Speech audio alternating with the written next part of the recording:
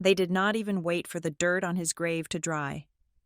While the church bells still rang in the damp Oregon air, my sister claimed the only thing Grandpa left with pure love, $420,000. That was the price she put on my memories. But what Jessica and Mom did not know was that Grandpa left more than a house. He left a trap. And today, they just stepped right into it. My name is Taylor Valen, and I have learned that the loudest thing in the world is not a scream, but the silence of a room waiting for a lie to be spoken. I sat in the front row of the Evergreen Memorial Chapel, my spine pressed against the hard, unforgiving wood of the pew. The air inside was thick, almost viscous, heavy with the cloying, aggressive scent of lilies. It was a smell I had come to associate not with peace, but with a desperate attempt to mask the reality of decay. Here in Willow Creek, Oregon, where the rain seemed to seep into the very marrow of the town, the dampness amplified the smell until it tasted like copper and old perfume in the back of my throat. I looked down at my hands. They were pale, the knuckles stark white as I gripped the funeral program. The paper was already beginning to warp from the moisture of my palms.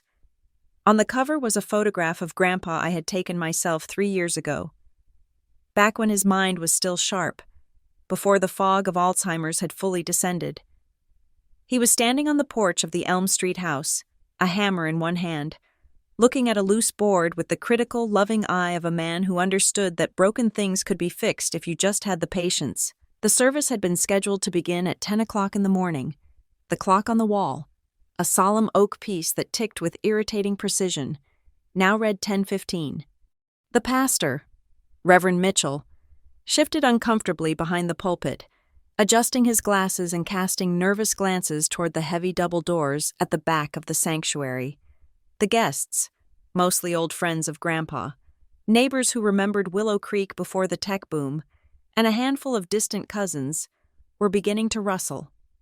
A low hum of murmurs rippled through the pews behind me. They were wondering where the grieving daughter and the beloved granddaughter were. I did not have to wonder. I knew exactly where they were. They were making an entrance. At 16 minutes past 10, the doors swung open with a theatrical groan. The sound of rain drumming against the roof was momentarily drowned out by the sharp, authoritative click of high heels on the marble floor of the foyer. My mother, Sarah Valen, and my younger sister, Jessica, swept into the chapel. They did not look like two women crushed by the weight of loss. They looked like they were arriving at a gallery opening where they were the main exhibits. They were dressed in brand-new designer black, garments that still held the crisp, rigid shape of the rack. Mom wore a wide-brimmed hat that shadowed her face, a dramatic veil of netting obscuring eyes that I knew were perfectly dry. She clung to Jessica's arm, performing a stumble that suggested she was too weak with grief to walk, though I had seen her march across a parking lot with the stride of a general when she was angry. And then there was Jessica, my sister, the influencer. She wore a fitted black dress that was cut just a little too low for a funeral and a little too short for a church. Her makeup was flawless, a testament to the hour she must have spent contouring her face to look tragically beautiful. She held a handkerchief to her nose, but her eyes were scanning the room, checking the lighting, assessing the audience. She was not looking for comfort. She was looking for engagement. They walked down the center aisle, ignoring the hush that fell over the room. The scent of their expensive perfume, something musky and sharp, cut through the smell of the lilies. As they reached the front row, Jessica paused, waiting just a beat too long before sliding into the pew next to me. She did not look at the casket. She did not look at me. She pulled out her phone, checked the screen, and then quickly shoved it back into her clutch as if remembering where she was. "We are here," Mom whispered loudly, patting my knee with a gloved hand. "Traffic was a nightmare. You know how it is. Willow Creek has 2 traffic lights." I said nothing. I just smoothed the program on my lap, feeling the texture of the paper, grounding myself in the physical reality of the moment. Reverend Mitchell cleared his throat, relieved to finally start. He began the service with the usual platitudes, speaking of rest and peace and a life well lived. He spoke of Grandpa's kindness, his years as a carpenter, his love for this town. It was a generic speech, a template filled in with a few biographical details I had emailed him 2 days ago. I listened, but my mind was elsewhere. I was thinking about the last few months, the nights spent sitting by Grandpa's bed while he confused me with my grandmother. The way he would panic if the lights went out, the sheer physical exhaustion of being the only tether keeping him connected to the world. Jessica had been in Bali then. Or maybe it was Tulum. I lost track of her geotags. Mom had been finding herself at a wellness retreat in Sedona. They had been absent for the hard parts, for the diapers and the spoon-feeding and the terrors of the sunset. But they were here now, just in time for the reading of the will. "And now," Reverend Mitchell said, his voice softening, "I would like to invite the family up to share a few words. Taylor, Jessica." I took a breath, preparing to stand. I had written something. It was not poetic. It was simple. I wanted to talk about how Grandpa taught me to read blueprints, how he taught me that a house has bones and a soul, and that you have to respect the structure before you can make it beautiful. I placed my hands on the pew to push myself up, but I was too slow. Jessica was already on her feet. She moved with the agile swiftness of someone who is terrified of losing the spotlight. She practically sprinted to the pulpit, her heels clacking loudly on the wooden steps. She grabbed the microphone before Reverend Mitchell could even step aside. Flashing him a tight, dismissive smile, she gripped the podium with both hands. Leaning into the mic, she took a deep, shuddering breath, a perfect, practiced performance of holding back a sob. "Hi, everyone," she said, her voice trembling just the right amount. "For those of you who don't know me, I'm Jessica, Grampy's favorite little girl." A muscle in my jaw jumped. She had never called him Grandpa. It was always Grandpa, or in recent years, him or your father, when she was speaking to Mom. "I can't even begin to process that he is gone," Jessica continued, looking up at the ceiling as if consulting the angels. "He was my rock, my inspiration. He always told me, 'Jessica, you have a light. Don't let anyone dim it.' And I carry that with me every day, even when the world gets so dark." She paused for effect. I watched the back of her head, feeling a cold knot of dread tightening in my stomach. This was not a eulogy. This was content. She was building a narrative. "Grandpa understood dreams," she went on, her voice gaining strength.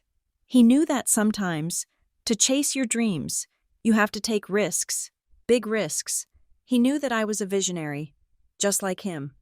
He built houses. I build communities online. It's the same heart, just a different medium." I saw Mrs. Gable, the town librarian, exchange a confused look with Mr. Henderson. They knew Grandpa. They knew he didn't even have a smartphone until I forced one on him for emergencies 4 years ago. He thought the internet was useful for checking the weather and ordering specialized drill bits. Nothing more. "But the world can be cruel to dreamers," Jessica said, her voice dropping to a tragic whisper. She wiped a non-existent tear from her cheek. "I made some mistakes recently. I trusted the wrong people. I invested my heart and my soul and, yes, my savings, into a venture that I believed would change the world. A decentralized currency platform that promised freedom." My stomach dropped. "Crypto." She was talking about crypto at our grandfather's funeral. "I was scammed," she said, her voice breaking. "I lost everything, and the debt is suffocating me. It is a weight I cannot carry alone." The silence in the room changed. It shifted from respectful to uncomfortable. People were shifting in their seats. This was TMI. Too much information. It was gauche. It was wildly inappropriate, but Jessica did not care. She was winding up for the pitch. "I spent the last night praying," Jessica said, looking directly at the congregation now, her eyes wide and pleading, asking Grampy what I should do, asking for a sign. And I heard him. I heard him as clearly as I'm speaking to you now. He told me that he didn't work hard his whole life for a pile of bricks and wood. He worked hard so his family could be free. He worked hard so I could be free. She took a deep breath, I gripped the program so hard I felt the paper tear. "That is why," Jessica announced, her voice ringing with false conviction. "I know the only way to truly honor him, the only way to respect his legacy of love, is to sell the house on Elm Street." A collective gasp rippled through the room. It was audible. The Elm Street house was not just a house. It was a landmark. It was where our family had lived for 3 generations. It was the physical embodiment of the Vallon name in Willow Creek. "I know," Jessica said quickly, holding up a hand to silence the murmurs. "It is hard, but Grampy would not want me to drown. He would not want his granddaughter destroyed by a debt of $420,000. He would want to save me. That house is the only asset we have. Selling it will clear the debt from my unfortunate investment, and it will allow Mom and me to finally move on from the past." She looked down at me then. For the first time, she locked eyes with me. Her gaze was not pleading. It was challenging. It was a dare. "I know my sister, Taylor, understands this," Jessica said, her voice dripping with sugary poison. "She has always been the practical one, the strong one. She has her own career, her own life. She knows that family comes first. She knows that a house is just a building, but a sister is a sister forever." She stepped back from the mic, looking exhausted and brave, like a martyr who had just thrown herself onto a sword. She walked back to the pew, head bowed, as if the sheer weight of her sacrifice was too much to bear. The room was buzzing now. The whispers were like the sound of angry bees. I could feel the eyes on the back of my neck, hundreds of eyes.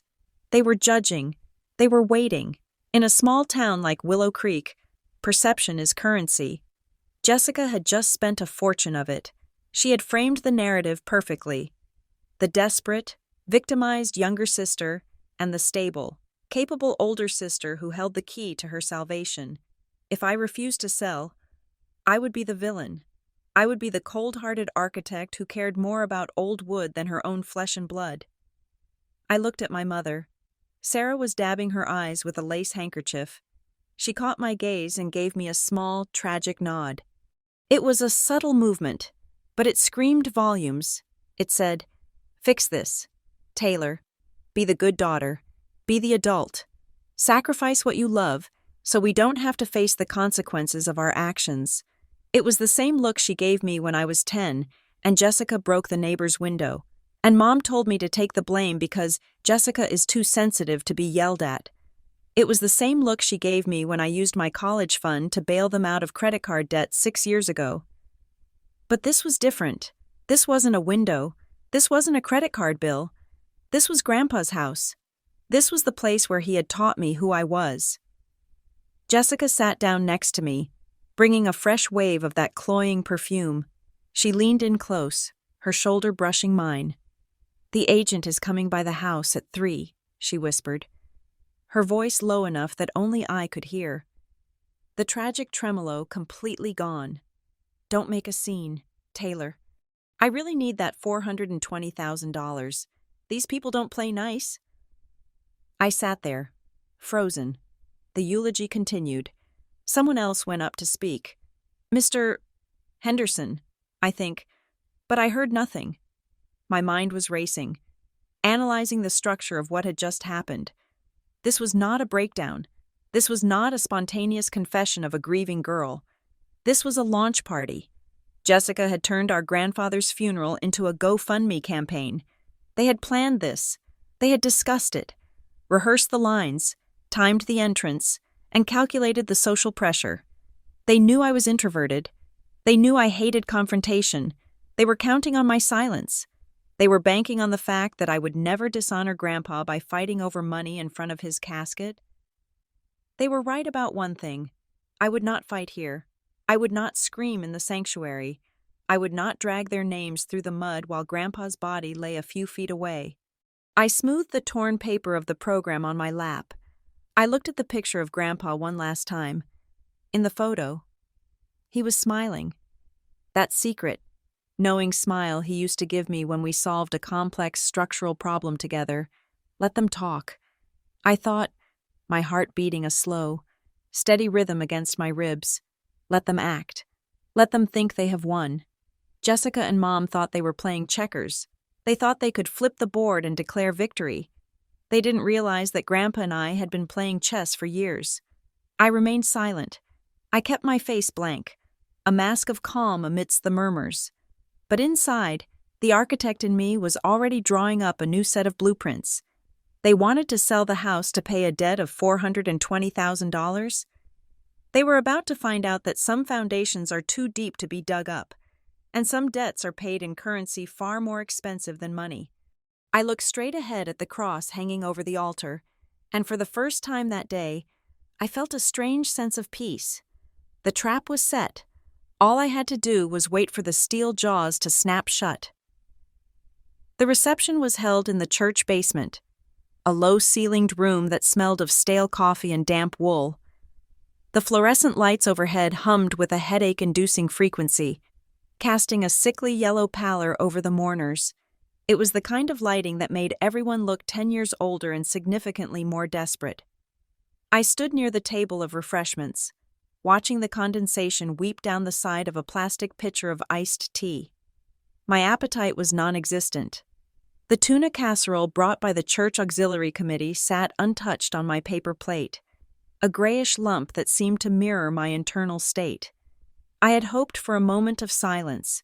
I had hoped to retreat into a corner and let the numbness of the last 3 days finally settle into actual grief.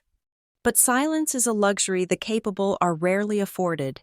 They descended on me like vultures who had spotted a fresh carcass, though they disguised their hunger as concern. It was Aunt Marge first, followed by a phalanx of distant cousins whose names I only recalled from Christmas cards. They circled me, blocking my exit with their sensible shoes and floral print dresses. "Taylor, honey," Aunt Marge began, placing a heavy hand on my forearm. Her fingers were cold. "That was quite a speech your sister gave. Very moving." "It was certainly something," I replied, my voice flat. "She is in a bad way." "Taylor," Uncle Bob chimed in, chewing on a cookie with his mouth open. $420,000. That is a lot of money for a young girl to have hanging over her head." "It is a lot of money for anyone," I said, taking a sip of the bitter iced tea just to have something to do with my hands. "Well, that is just it," Aunt Marge said, lowering her voice to a conspiratorial whisper. "You are the strong one, Taylor. You always have been. You have your career. You have that nice apartment in the city, don't you? Or at least, you could get one. You have stability." I knew where this was going. I had seen the roadmap the moment Jessica stepped away from the pulpit. "Jessica, she is fragile," Marge continued, her eyes wide with performative sympathy. "She is not like you. She cannot handle this kind of pressure. Selling the house is the only humane thing to do. It would give her a fresh start. And surely, you do not need that big old place all to yourself. It is too much work for a single woman." I looked at them. Really looked at them. They saw a house. They saw an asset. They saw a solution to a problem that made them uncomfortable. They did not see the nights I spent sanding the original oak banisters until my shoulders screamed. They did not see the winter of 2021 when the boiler broke, and I slept in a parka next to a space heater to make sure the pipes did not freeze because we could not afford a repairman immediately. They did not see a home. They saw a piggy bank to be smashed open to save the family screw-up. "The house is not for sale," I said. My voice was not loud, but it cut through their murmuring like a razor. "But Taylor," Uncle Bob sputtered, crumbs falling from his lip. "Family helps family." "Jessica is 30 years old," I said, staring him down. "She is not a child, and that debt? It is not a misfortune. It is a receipt." I walked away before they could respond, leaving them clutching their pearls and their indignation. I needed air. I needed to get away from the suffocating weight of their expectations. I found a quiet corner near the coat rack, leaning back against the cool cinder block wall. The figure of $420,000 danced in my mind. Jessica had called it an unlucky investment. That was a sanitized, public relations-friendly version of the truth. I knew exactly where that money had gone. I had seen the statements she carelessly left on the kitchen counter during her brief. Chaotic visits. It was not a business venture. It was the cost of a hallucination. Jessica had fallen prey to the oldest trick in the digital age book. Repackaged for the Instagram generation. It was a cryptocurrency exchange that promised 300% returns in a month. A classic Ponzi scheme wrapped in sleek branding and influencer endorsements. But Jessica had not just invested her own money. She did not have any money to invest. She had borrowed. She had taken out high-interest personal loans, maxed out credit cards, and eventually, when the banks cut her off, she had turned to private lenders, the kind who did not report to credit bureaus, but sent men with thick necks to knock on your door at midnight. She had burned nearly $500,000 not on innovation, but on maintaining the illusion of a life she did not have.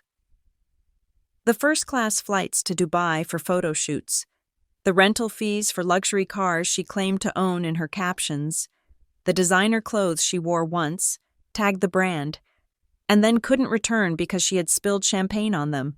She was drowning in debt because she refused to be seen without a life jacket made of gold. My mind drifted back, involuntary and sharp. To 5 years ago, the memory was stark against the gray reality of the funeral reception. It was a Tuesday in November. The rain in Oregon was relentless that year. Grandpa had just been diagnosed with early-stage Alzheimer's. The doctor had been kind but firm. He could not live alone. I was 27. I had just been offered a junior partnership at a firm in Portland. It was the break I had worked for my entire adult life. I turned it down. I moved back to Willow Creek the next week. I moved into the guest room with the drafty window. For 5 years, my life became a rhythm of caregiving and restoration. I managed his medication. I learned to cook his favorite stew exactly the way Grandma used to make it, because if the carrots were cut wrong, he would cry.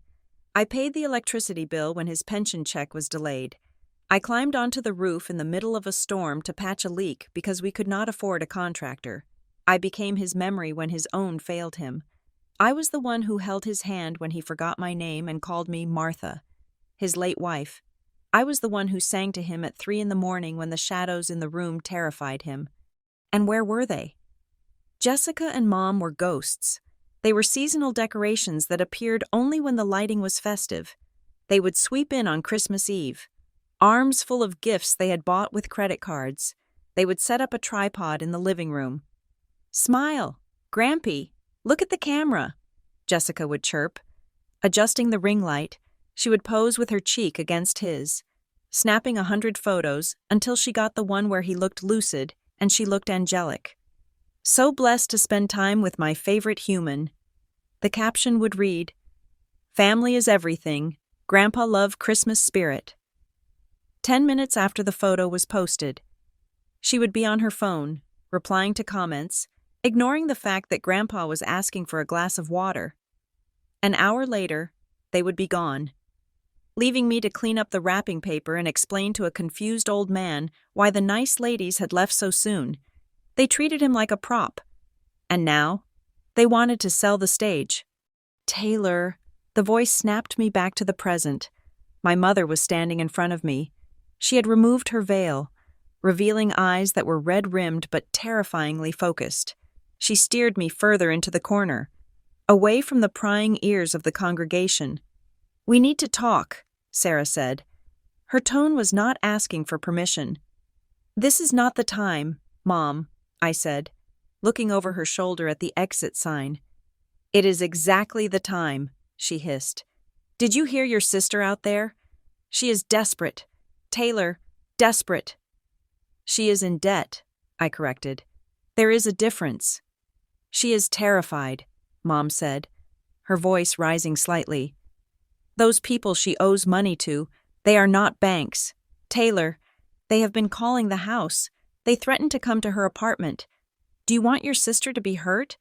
Do you want that on your conscience?" "I did not borrow the money, Mom," I said, feeling the old, familiar coldness spreading through my chest. "And neither did Grandpa. Why should his legacy pay for her vanity?" Mom recoiled as if I had slapped her. "Vanity? Is that what you call it?" She was trying to build something. She was trying to make a name for herself. Not everyone wants to hide in a dusty old house in a dead-end town like you. The insult landed, but it did not sting. I had built up an immunity to Sarah Vallen's particular brand of poison years ago. You have a job, Mom pressed. Changing tactics, she reached out, trying to stroke my arm, a mimicry of maternal affection. You are an architect. You can make money anywhere. You can rent a lovely apartment in the city. You have always been the independent one. You do not need this house. Jessica needs it. It is her lifeline. I am not giving her the house, I said. It is just a building, Mom snapped, her mask of grief slipping to reveal the ugly, entitled rage underneath. Why are you being so selfish? You have always been like this, cold, unfeeling, just like your father. Grandpa left the house to me, I said, my voice steady. He was sick, Mom cried. He did not know what he was doing, and there is no will. Taylor, we checked. The last will was from 10 years ago, and it is vague. That means the estate goes to the next of kin. That is me, and I say we sell. Actually, a new voice cut in. Jessica appeared beside Mom. She had touched up her lipstick. It was a shade of red that looked like a fresh wound.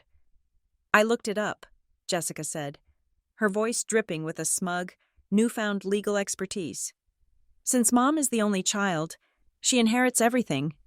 But even if Grandpa had left a will splitting it between us, the laws of Oregon are clear.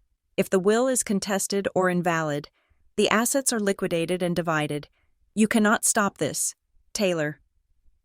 She took a step closer to me, invading my personal space. The smell of her perfume was overpowering. I have already spoken to a broker, Jessica said.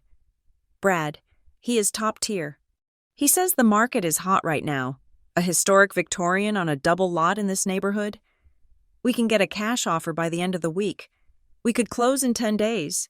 You contacted a broker? I asked. The air in the room seemed to drop 10 degrees. Grandpa died 3 days ago. When did you contact a broker?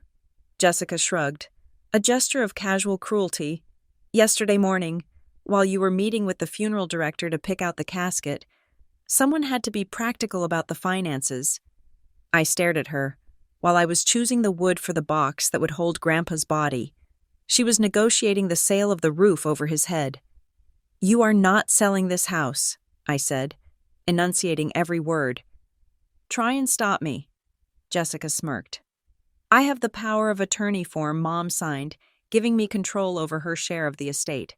And since Mom is the heir, I am basically the owner. It is over. Taylor, stop fighting. You are just embarrassing yourself. She checked her phone, her face lighting up as a notification came through. That is Brad. He wants to bring a photographer over this afternoon to get the listing photos before the rain starts again. We need you to clear your junk out of the living room by 2 o'clock. My junk? I repeated. You mean Grandpa's furniture? It is old. Taylor, it is depressing. We need to stage it. Make it look modern. Minimalist. She waved her hand dismissively. Just get it done. Do it for the family. They turned and walked away, arm in arm, leaving me standing in the corner of the church basement. They moved with the confidence of people who had never been told no in a language they understood. I watched them go, and a cold realization washed over me. This was not a negotiation. They were not asking me to agree. They were informing me of my eviction. They were moving faster than I had anticipated. They had a broker. They had a strategy. They believed the law was a blunt instrument they could use to bludgeon me into submission. Jessica thought she was playing a game of speed. She thought that if she moved fast enough, if she created enough chaos and social pressure, I would fold.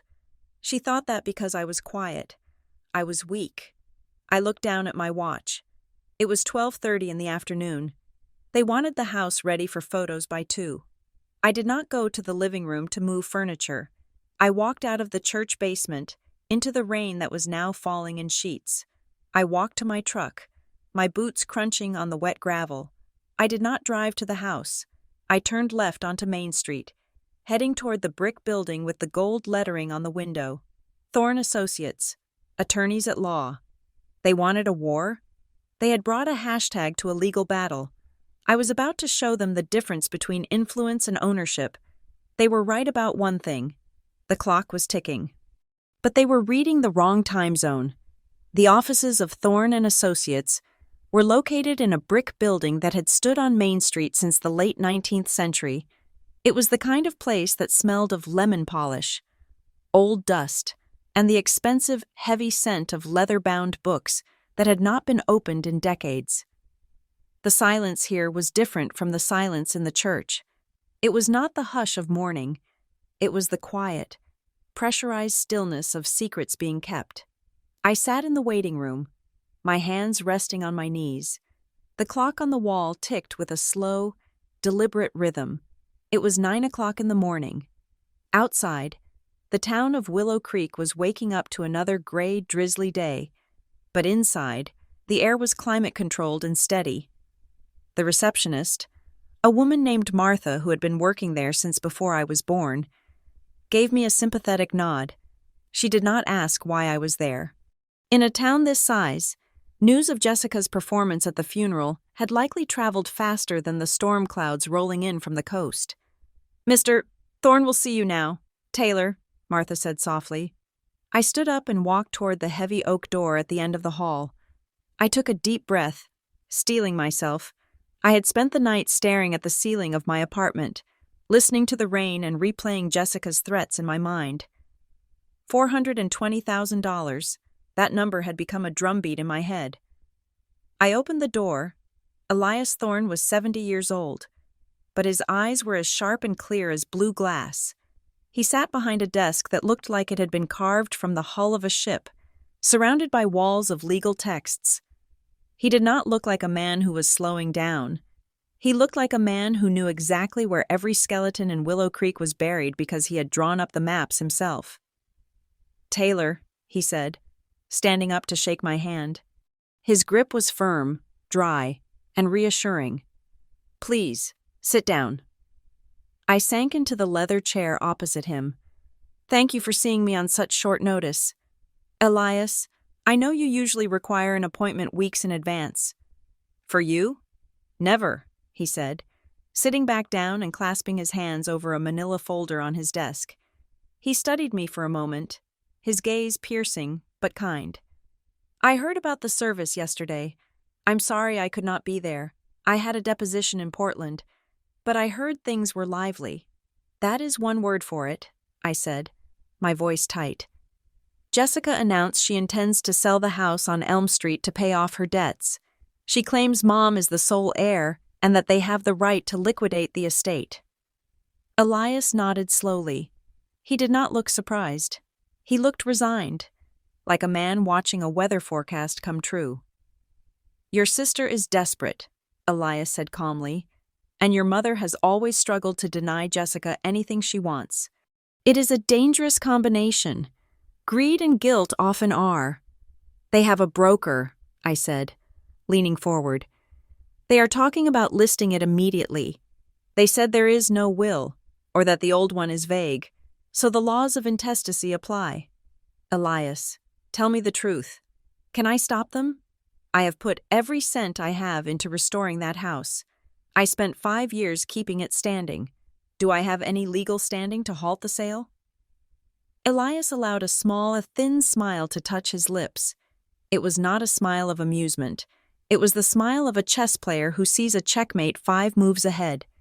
"Taylor," he said softly, "do you think your grandfather was a fool?" The question caught me off guard. "No, never." "Arthur Vallon was many things," Elias said, looking past me at the window where the rain streaked the glass. "He was a stubborn man. He was a craftsman. But above all, he was observant. He loved your mother, and he loved Jessica, but he was not blind to their nature. He saw the way Sarah enabled Jessica's whims. He saw the way Jessica looked at the world as something to be consumed." He tapped the manila folder with his index finger. "We had a meeting," Elias continued. "It was back in 2018, 8 years ago, long before the Alzheimer's began to truly steal him away. He came to me and said he was worried. He was worried that if something happened to him, the house his father built, the house you were already starting to help him fix, would be turned into cash to fund a vacation or a new car. My throat felt tight. 2018? I had just moved back home. Exactly, Elias said. He saw you. He saw you on the roof in the rain. He saw you cooking dinner. He saw who showed up to work and who showed up to take. Elias opened the folder. He pulled out a document, the paper thick and cream-colored, stamped with the official seal of the county clerk. Your mother and sister are operating under the assumption that the house is part of your grandfather's probate estate, Elias explained, his voice taking on the precise, rhythmic cadence of the law. They believe that because he died, the house must go through the court process, where the next of kin, your mother, would typically inherit everything if there were no specific will stating otherwise, and since your mother is pliable, Jessica believes she controls the asset. He slid the document across the desk toward me. However, Elias said, this is a transfer on death deed. I looked down at the paper. The legal language was dense, but the names were clear. Grantor, Arthur Valen. Grantee, Taylor Valen. A transfer on death deed, Elias continued, is a very powerful instrument in Oregon law. It allows a property owner to designate a beneficiary who will receive the property automatically upon the owner's death. It is not a will. It does not go through probate. It does not pass to the estate. He leaned forward, his eyes locking onto mine. The moment your grandfather took his last breath, Elias said, ownership of the house on Elm Street transferred instantly and absolute to you. Sarah Valen does not own it. The estate does not own it. You do. It is yours, Taylor, solely, completely, irrevocably. I stared at the document. The date next to Grandpa's signature was indeed from 2018. The signature was strong, bold, the handwriting of a man who knew exactly what he was doing. He knew, I whispered. He knew this would happen. He hoped it wouldn't, Elias corrected gently, but he prepared for the certainty that it would. He told me that day. Taylor is the only one who understands that a house is made of more than wood. She is the keeper of the history. If I leave it to Sarah, Jessica will eat it alive. If I leave it to Taylor, it will stand for another 100 years. Tears pricked at the corners of my eyes, hot and sudden. I had spent the last 3 days feeling like I was fighting a losing battle, like I was a squatter in my own home, waiting for the eviction notice. I had felt powerless against the loud, shiny, aggressive force of Jessica's entitlement, but I wasn't powerless. Grandpa had given me a shield 8 years ago. He had armored me before I even knew I was in a war. This is a certified copy, Elias said, pointing to the raised seal on the paper. The original is recorded at the county courthouse. It is a matter of public record. Though your sister clearly did not bother to do a title search before contacting her broker, if she had, she would have seen that the property is already in your name. He sat back in his chair, his expression hardening. Now, listen to me carefully. Taylor, he said, his voice dropping an octave. You are the owner, but possession is 9/10 of the law in the mind of the ignorant. Your sister owes $420,000 to dangerous people. Desperation makes people deaf to reason. They will not care about this piece of paper until a judge, or a sheriff, forces them to— What do I do? I asked, folding the document carefully, my hands trembling slightly. You keep this on you, Elias instructed. 24/7. Do not leave it in your car. Do not leave it in the house. This is your deed, and you need to be prepared for a confrontation. They are going to try to bully you. They are going to try to manipulate you. They will say you are stealing their inheritance.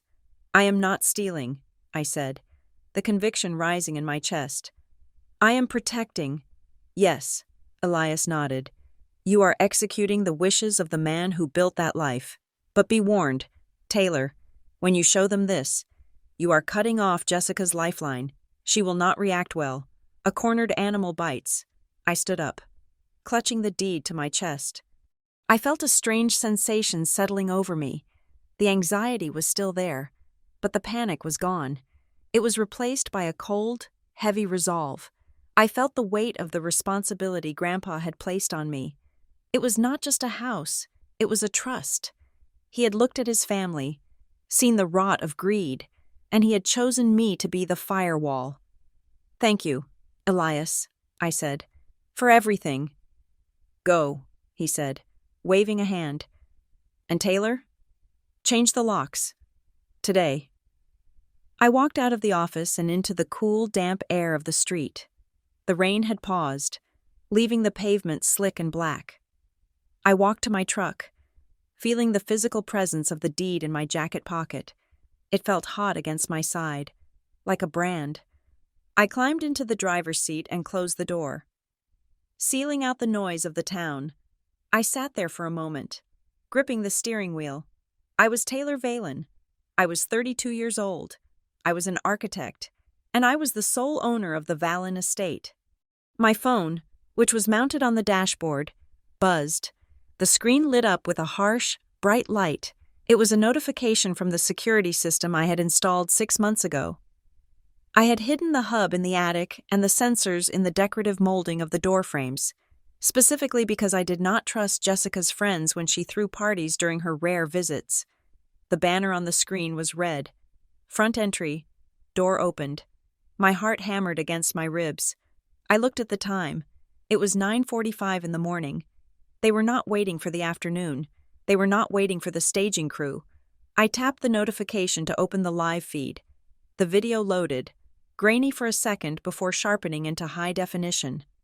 I saw the front door of the Elm Street house swinging wide. I saw a pair of muddy boots stepping onto the pristine hardwood floor of the foyer, floors I had refinished by hand, on my knees, for 3 weeks. I saw Jessica. She was wearing a raincoat and carrying a stack of flattened cardboard boxes. Behind her, a man I did not recognize, beefy, wearing a polo shirt with a real estate logo, was hauling a dolly. "Just start with the big stuff," I heard Jessica's voice tinny and distorted through the phone speaker. "I want the grandfather clock out first. It creeps me out." My blood ran cold, then instantly boiled. The grandfather clock. Grandpa had built that clock. He had wound it every Sunday for 40 years. It was the heart of the house. Elias was right. The war had not just started. The enemy was already inside the gates. I threw the truck into gear, the tires spinning on the wet asphalt as I pulled away from the curb. I did not care about the speed limit. I had a deed in my pocket, and I had a legacy to defend. "Don't touch it," I whispered to the screen, my knuckles white on the wheel. "Don't you dare touch it." I drove toward Elm Street, the engine roaring, ready to deliver the news that the house they were trying to sell had already been sold, to me. I drove with a recklessness that would have terrified the version of me that existed yesterday. The road beneath my tires was a blur of wet asphalt and fallen leaves, the speedometer needle climbing steadily past the limit, but I did not lift my foot. My truck, a heavy-duty pickup usually filled with lumber and tools, felt light, almost airborne, propelled by the sheer force of my fury. The engine roared, a mechanical growl that matched the noise in my head. Willow Creek blurred past my windows, the post office, the diner, the park, but I saw none of it. My vision was tunneled, focused entirely on a single coordinate, 112 Elm Street. The house was not just a structure to me, it was a living, breathing entity. It was a Queen Anne Victorian built in 1904, a masterpiece of scalloped shingles, turreted corners, and wraparound porches that I had spent the last 5 years bringing back from the brink of ruin. Every inch of that house held a drop of my sweat. I had stripped 20 layers of lead paint from the siding. I had reglazed the original wavy glass windows. I had sourced period-accurate brass hardware from salvage yards 3 states away. I had breathed life back into its lungs while Grandpa's own breath was failing, and now, parasites were inside it. I turned the corner onto Elm Street, the tires screeching in protest against the slick pavement. I slammed on the brakes, the truck fishtailing slightly before coming to a halt at the curb. The scene before me hit me like a physical blow to the chest. It was a violation. There was no other word for it. A massive, boxy truck emblazoned with the logo Rapid Moves in garish orange letters was parked not in the driveway, but on the lawn. They had driven a 5-ton vehicle right over the curb and onto the Kentucky bluegrass I had reseeded by hand last spring. The heavy tires had churned the wet earth into deep, ugly ruts of mud, tearing through the hydrangeas I had planted along the walkway. But that was not the worst of it. Staked into the center of the lawn, piercing the heart of the property, was a sign. It was shiny, plastic, and offensive, prime reality. It screamed in bold red font, "For sale, coming soon." Below it, a rider hung from a metal chain. Price reduced for quick sale. I felt a wave of nausea roll through me, followed instantly by a cold, sharpening clarity. Price reduced. They were not just selling it. They were fire selling it. They were stripping the carcass before the body was even cold. I threw the truck door open and jumped out, ignoring the rain that immediately began to soak my hair. I did not run to the house. I stormed. My boots hit the wooden steps of the porch with heavy, deliberate thuds. The porch, which I had sanded and sealed just last summer, was already scuffed with muddy boot prints. Careless, disrespectful tracks leading straight to the front door. I reached into my pocket and pulled out my keyring. I selected the heavy brass key that had opened this door for 80 years. Grandpa had given it to me the day I moved back home, placing it in my palm with a trembling hand, telling me I was the only one who knew how to turn it without jamming the lock. I jammed the key into the cylinder. It stopped halfway. I frowned, shoving it harder, twisting it with force. It would not budge. The metal grated against metal, a harsh, unforgiving sound. I pulled it out and looked at the lock. The brass faceplate was shiny, unmarred by the patina of age. It was brand new. They had changed the locks. I stood there for a second, the rain dripping from the porch eaves onto my neck, staring at the mechanism. The audacity of it was breathtaking. In the 24 hours since the funeral, while I was grieving, while I was meeting with the lawyer, they had called a locksmith. They had physically barred me from my own home. They had turned me into a stranger at the gate. A crash from inside the house snapped me out of my paralysis. It sounded like wood splintering. I abandoned the door and moved to the bay window to the left of the porch. It was a large, expansive pane of glass that offered a full view of the parlor. I stepped into the flower bed, uncaring that the mud was ruining my boots, and pressed my face close to the glass, shielding my eyes from the glare. The scene inside made my blood turn to ice. The parlor, usually a sanctuary of dust motes and silence, was a chaotic hive of activity. 3 men in blue jumpsuits were moving with the careless efficiency of people who get paid by the hour, not by the quality of care. They were dismantling the room. I saw 2 of them lifting the mahogany sideboard, a piece that weighed over 300 pounds, carved in 1890. They were not lifting it high enough. I watched, helpless, as the clawed feet of the heavy furniture dragged across the original heart pine floors, gouging deep white scratches into the finish I had spent weeks perfecting. "Lift it," I shouted at the glass, though they could not hear me. "Lift it, you idiots!" And then I saw her. Jessica was standing in the center of the room, directing the destruction like a conductor. She was still wearing the black dress from yesterday, but she had kicked off her heels and was barefoot. Holding a clipboard, she was pointing at the velvet armchair, Grandpa's chair, the one still molded to the shape of his back. She made a dismissive shooing motion, telling the third mover to take it away. She looked frantic. Her hair was messy, pulled up in a chaotic bun, and her movements were jerky. She was checking her phone constantly, typing furiously with one hand while pointing with the other. She did not look like a grieving granddaughter. She looked like a liquidator. She looked like someone trying to erase a crime scene before the cops arrived. In the background, near the fireplace, was my mother. Sarah Vallon was kneeling on the floor, surrounded by cardboard boxes. She was not looking at the movers. She was focused on the built-in cabinets where Grandpa kept his collection of antique silver and the small, valuable trinkets he had collected over a lifetime. I watched through the rain-streaked glass as my mother picked up the silver tea set, the one Grandma had received as a wedding gift in 1950. She did not wrap it in bubble wrap. She did not cradle it. She shoved it unceremoniously into a box marked Estate Auction in thick black marker. She grabbed a handful of silverware, not bothering to sort the forks from the knives, and dumped them in on top. The metal clashing together, she looked up, scanning the room, her eyes landing on the oil painting above the mantel, a landscape of the Oregon coast that Grandpa loved. She pointed at it, barking an order to one of the men. He nodded, reached up, and yanked the painting from the wall, leaving a pale rectangular ghost on the wallpaper where it had hung for decades. They were gutting the house. They were not just staging it. They were looting it. They were stripping it of everything that made it a home, converting memories into inventory, history into cash flow. My hand went to the door handle again, ready to pound on the wood, ready to scream until my throat bled, ready to break the glass if I had to. But I stopped. I looked at my hand. It was trembling. Not from fear, but from a rage so pure it felt like a vibration in my bones. No, I thought, do not scream. Do not give them the satisfaction of the crazy sister. Do not give them a reason to call the police on you. I was the owner. They were the intruders. I took a deep breath, inhaling the smell of wet earth and pine. I stepped back from the window, retreating into the shadow of the porch overhang.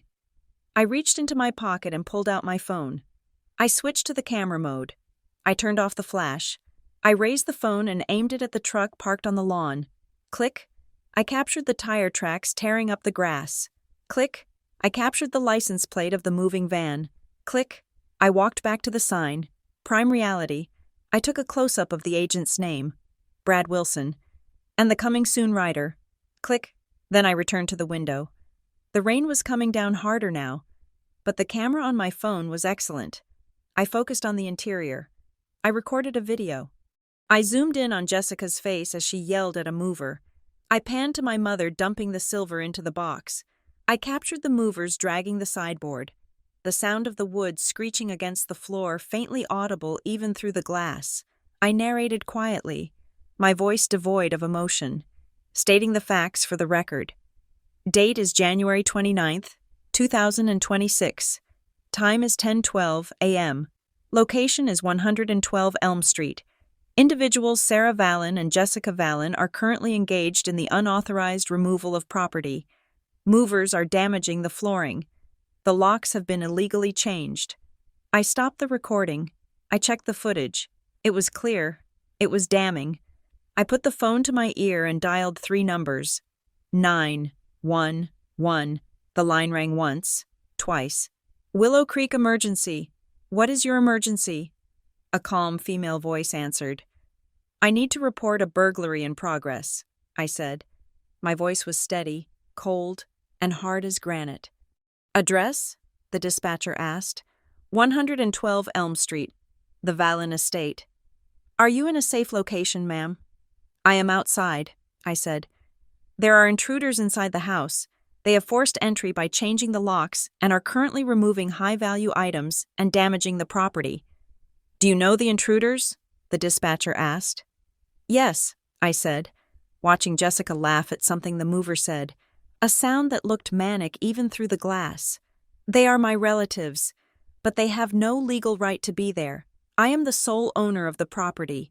I have the deed in my hand. They are trespassing, and they are stealing. Okay, ma'am, the dispatcher said, her typing audible in the background. I have officers in the area. We are dispatching a unit now. Do not attempt to confront them. Stay on the line, or stay in your vehicle until officers arrive. I am not going anywhere, I said. I hung up the phone, but I did not go back to my truck. I stood on the porch, leaning against the railing, listening to the rain drumming against the roof of the house I owned. I slipped my hand into my inner jacket pocket and touched the folded paper Elias had given me, the transfer on death deed. Inside, Jessica was holding up a crystal vase, checking it for cracks before tossing it into a bin. She looked triumphant. She looked like she had won. She thought she was clearing out a dead man's house to pay for her mistakes. She had no idea that the sirens she was about to hear were not coming to save her. They were coming for her. I waited. The anger was gone, replaced by a terrifying patience. I watched the second hand on my watch tick. 1 minute, 2 minutes. Then, in the distance, cutting through the sound of the rain, I heard it, the wail of sirens, not one, but two. I looked through the window one last time. Jessica heard it too. She froze, the vase still in her hand. She looked toward the front door, her brow furrowing in confusion. She looked at Mom. They exchanged a glance, not of fear, but of annoyance. They probably thought it was an ambulance for a neighbor. I smoothed my wet hair back from my forehead. I straightened my jacket. I prepared to meet the law, not as a victim, but as the landlord. The show was about to begin, and for the first time in her life, Jessica was not the one directing it. The sirens were getting louder, a rising wail that cut through the gray Oregon morning, but they were still a few minutes out. I wasn't going to wait. The sight of the movers dragging Grandpa's armchair toward the door was the final straw. I walked up to the front door and pounded on the wood with my fist, 3 hard, authoritative knocks that rattled the new lock in its casing. Silence fell inside. Then, footsteps. The door swung open. Jessica stood there. She was holding a roll of packing tape like a weapon. When she saw it was me, her tense expression melted into a smirk of pure, unadulterated triumph. "You are late," she said, leaning against the doorframe, blocking my path. "We are already halfway done. The stager is coming at 1, so unless you are here to help box up the kitchen, you can turn around." I did not answer. I stepped forward, invading her space. Jessica, startled by the aggression, stumbled back. I walked past her, my boots leaving muddy prints on the foyer floor. "Hey!" Jessica yelled, grabbing at my arm. I shook her off without breaking stride. I walked into the living room. The air smelled of cardboard and the distinct, sweaty odor of exertion. The movers stopped what they were doing, looking at me with confused expressions. One of them was holding a lamp. Grandma's Tiffany lamp. "Put it down," I said. My voice was not loud, but it projected across the room with the acoustics of a command. "Now." The mover hesitated, looking from me to Jessica. "Do not listen to her!" Jessica screeched, coming up behind me. "Keep working. We are on a schedule." I said put it down. I turned to face the room. Nobody moves another piece of furniture. Nobody takes another box out of this house. This activity stops right now. From the dining room, a man emerged. He was slick. That was the only word for him. He wore a navy blue suit that was too tight, brown leather shoes that were too pointy, and a smile that was entirely too bright for a house of mourning. This was Brad, the broker. He held a thick file folder to his chest like a shield. He looked me up and down, taking in my wet hair, my flannel jacket, and my muddy boots. His lip curled slightly. "Excuse me?" Brad said, stepping forward with an air of practiced authority. "Who are you?" "We are in the middle of a professional staging operation here. I am the person who is going to have your license revoked if you do not get your crew out of my house in the next 5 minutes, I said, staring him dead in the eye. Brad let out a short, dismissive laugh. He looked at Jessica. "Is this the sister?" "Yes," Jessica sighed, rolling her eyes. "Ignore her. Brad, she is just emotional. She has attachment issues." Brad turned back to me, his smile condescendingly patient. "Look, Miss Vallon, I understand this is a difficult time. Grief makes us do irrational things, but I represent the estate. I have a signed exclusive listing agreement with Mrs. Sarah Vallon, the legal guardian of the property." He tapped the folder. "Everything here is above board. So why don't you just step outside and let the professionals handle this?" "That contract," I said, pointing at the folder, "is waste paper. You are trespassing. You are soliciting the sale of a property from a person who does not own it. In the state of Oregon, that is fraud." "Taylor!" My mother came rushing in from the kitchen. Her face flushed red. She was clutching a stack of linen napkins. She looked frantic, playing the role of the harried matriarch, trying to keep the peace. "Stop this!" Sarah cried, rushing over to stand between me and Brad. "You are embarrassing us. Brad is trying to help us. He is going to get us a cash offer today." "He is not going to get you anything, Mom," I said, "because you do not have the right to sell this house." "I am his daughter," Sarah shouted, her voice cracking. "I am his only child. Of course I have the right. Who else would have it? You?" She laughed, a harsh, jagged sound. "You were just his nurse. Taylor, that does not make you the owner." "Actually," I said, "it does not matter what I was. It matters what he signed." "Oh my God," Jessica groaned, throwing her hands up. "Are we really doing this? Are you really going to try and sue us? Do you know how long probate takes? Years. Taylor, years. I do not have years." She marched up to me, her face inches from mine.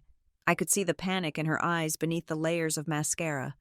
"I have until Friday," Jessica hissed. "Friday. Do you understand? If I do not wire $420,000 by Friday, they are going to freeze my accounts. They are going to take my car. They are going to ruin my reputation. I will be a laughingstock. Do you want that? Do you want your little sister to be destroyed over a stupid pile of wood and bricks?" "I do not want you to be destroyed," I said calmly. "But I am not your bank, Jessica. And this house is not your ATM. It is an asset," Jessica screamed. "It is money sitting on the ground. Why are you so selfish? You can live anywhere. You have a job. I have nothing if I lose this." "You have the consequences of your own choices," I said. "You spent the money. You took the loans. You lived the lie. Now you want Grandpa's legacy to pay the bill." "He is dead," Jessica shouted. "He does not care about legacy. He is in a box in the ground. He would want me to be happy." "He wanted you to be responsible," I countered. "That is why he didn't give you the money when he was alive." Brad cleared his throat, looking uncomfortable. The domestic drama was getting too real for his sales pitch. He looked from Jessica's manic face to my stony expression. He sensed the ground shifting. "Ladies," Brad said, holding up a hand, "perhaps we should take a breath. If there is a dispute about the will, maybe we can—" "There is no dispute," Sarah interrupted, grabbing Brad's arm. "There is no will. I am the heir. Proceed with the listing. Brad, ignore her. She is just jealous. She always has been." Sarah turned on me, her eyes full of venom. "You could never stand that he loved her more. Could you? You were always the drudge, the boring one. Jessica was his sunshine. That is why he would want her to have this." The words were meant to hurt. They were meant to dig up the old childhood wounds, the insecurity of being the quiet, reliable one while the loud, charismatic one got all the applause. But they didn't hurt. They just clarified things. "He loved us both," I said. "But he trusted me." I heard the gravel crunch outside. The sirens cut off abruptly. Blue and red lights flashed through the bay window, bouncing off the walls of the half-emptied living room.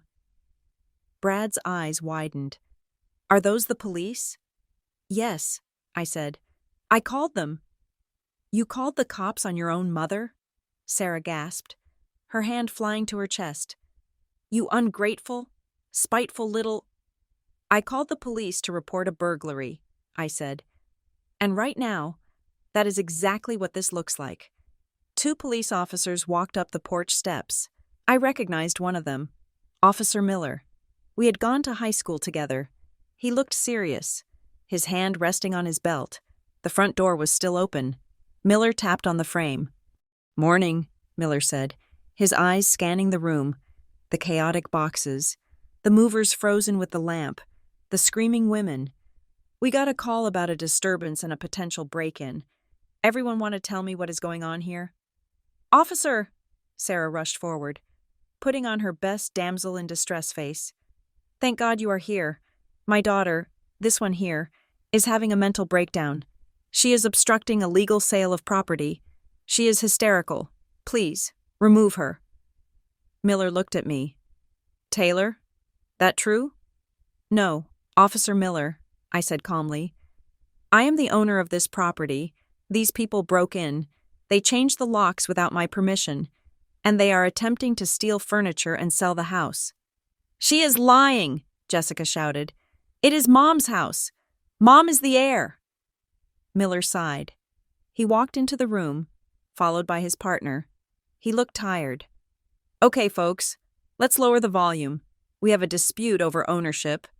That is a civil matter usually, but if locks were changed and property is being moved, we need to see some paperwork. He looked at Sarah. Ma'am, you say you are the owner. Do you have the deed? Or the letters of administration from the probate court?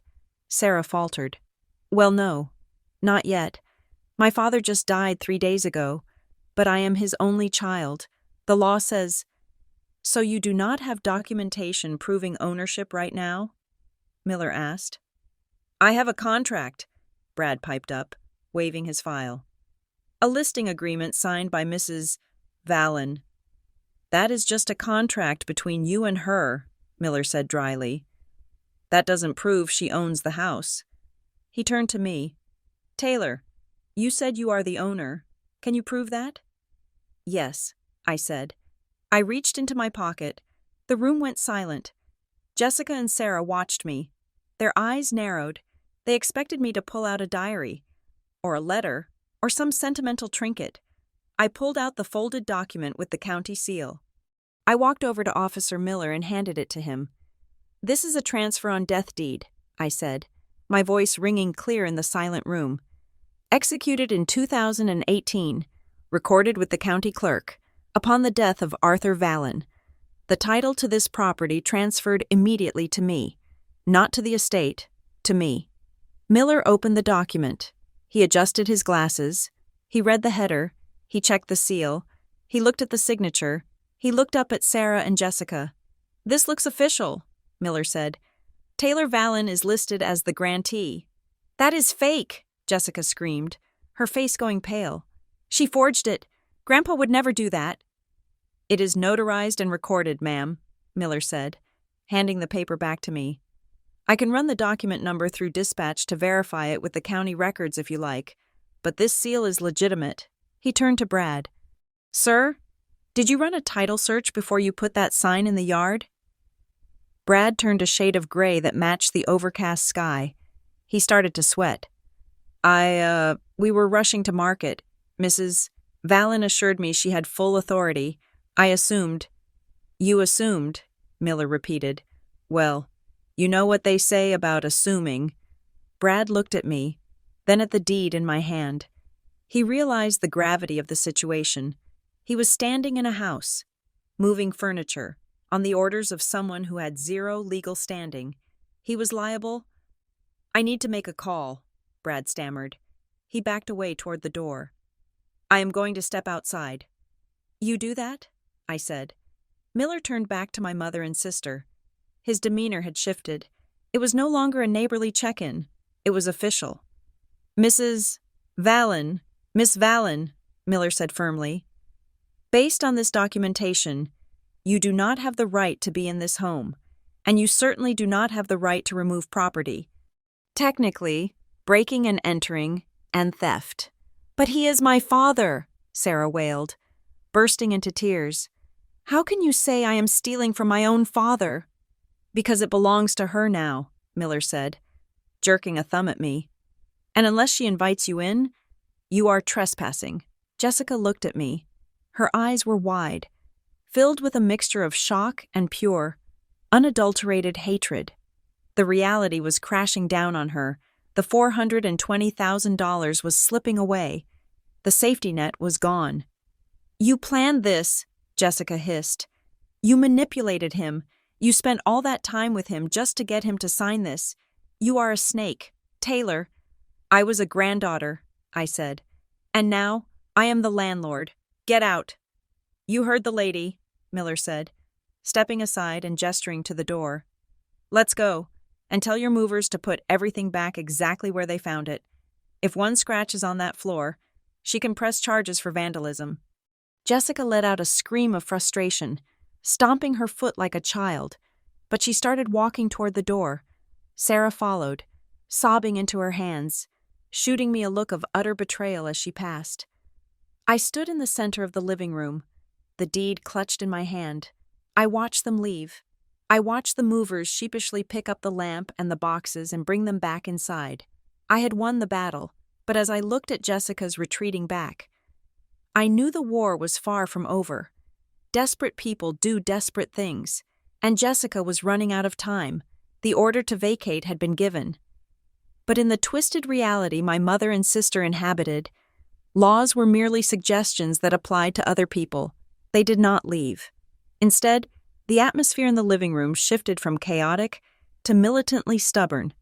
Sarah Valen planted her feet on the hardwood floor I had restored, her posture rigid with the indignation of a woman who believes her DNA grants her immunity from the penal code. Officer Miller stood waiting, his hand resting casually on his utility belt, expecting compliance. He did not get it. "I am not going anywhere," Sarah announced, her voice trembling with a mix of rage and martyrdom. She dug frantically into her oversized designer handbag, the leather creaking in the silence of the room. "You are making a mistake, officer, a grave mistake. You are listening to a jealous, manipulative girl instead of the rightful heir." "Ma'am," Miller said, his patience visibly thinning. "We have seen the deed. It is a legal document." "It is a fraud!" Sarah shrieked, finally pulling a crumpled, yellowing piece of paper from her bag. She waved it in the air like a flag of war. This is the truth. This is what my father wanted." She thrust the paper toward Miller's partner, a younger officer named Officer Higgins, who had been silent until now. Higgins took the paper gingerly, as if it might be contagious. "Look at the date," Sarah commanded, her eyes wild. 2016. He wrote it himself. It says everything goes to me, to Sarah, his daughter. I stepped forward, my movements calm and measured. I did not need to shout. I had the high ground, and I had the facts. I looked at the paper in Higgins' hand. Even from a distance, I recognized it. It was a page torn from a spiral notebook. I remembered seeing it on the kitchen counter years ago. A list of potential ideas Grandpa had scribbled down when he was first thinking about estate planning, long before he made any final decisions. "That is not a will." "Mom," I said, my voice cutting through the room like a scalpel. "That is a draft. It is handwritten. It is not notarized. It has no witnesses. It is in his handwriting," Sarah argued, turning to the officers. "That counts. In Oregon, that counts."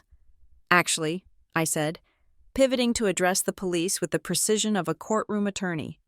"Under Oregon revised statutes, a holographic will, a handwritten will, is only valid if it meets specific witness requirements. That document has none. Furthermore, even if it were a valid will, a transfer on death deed supersedes a will regarding the specific property named. The deed operates outside of probate. It is a non-probate transfer.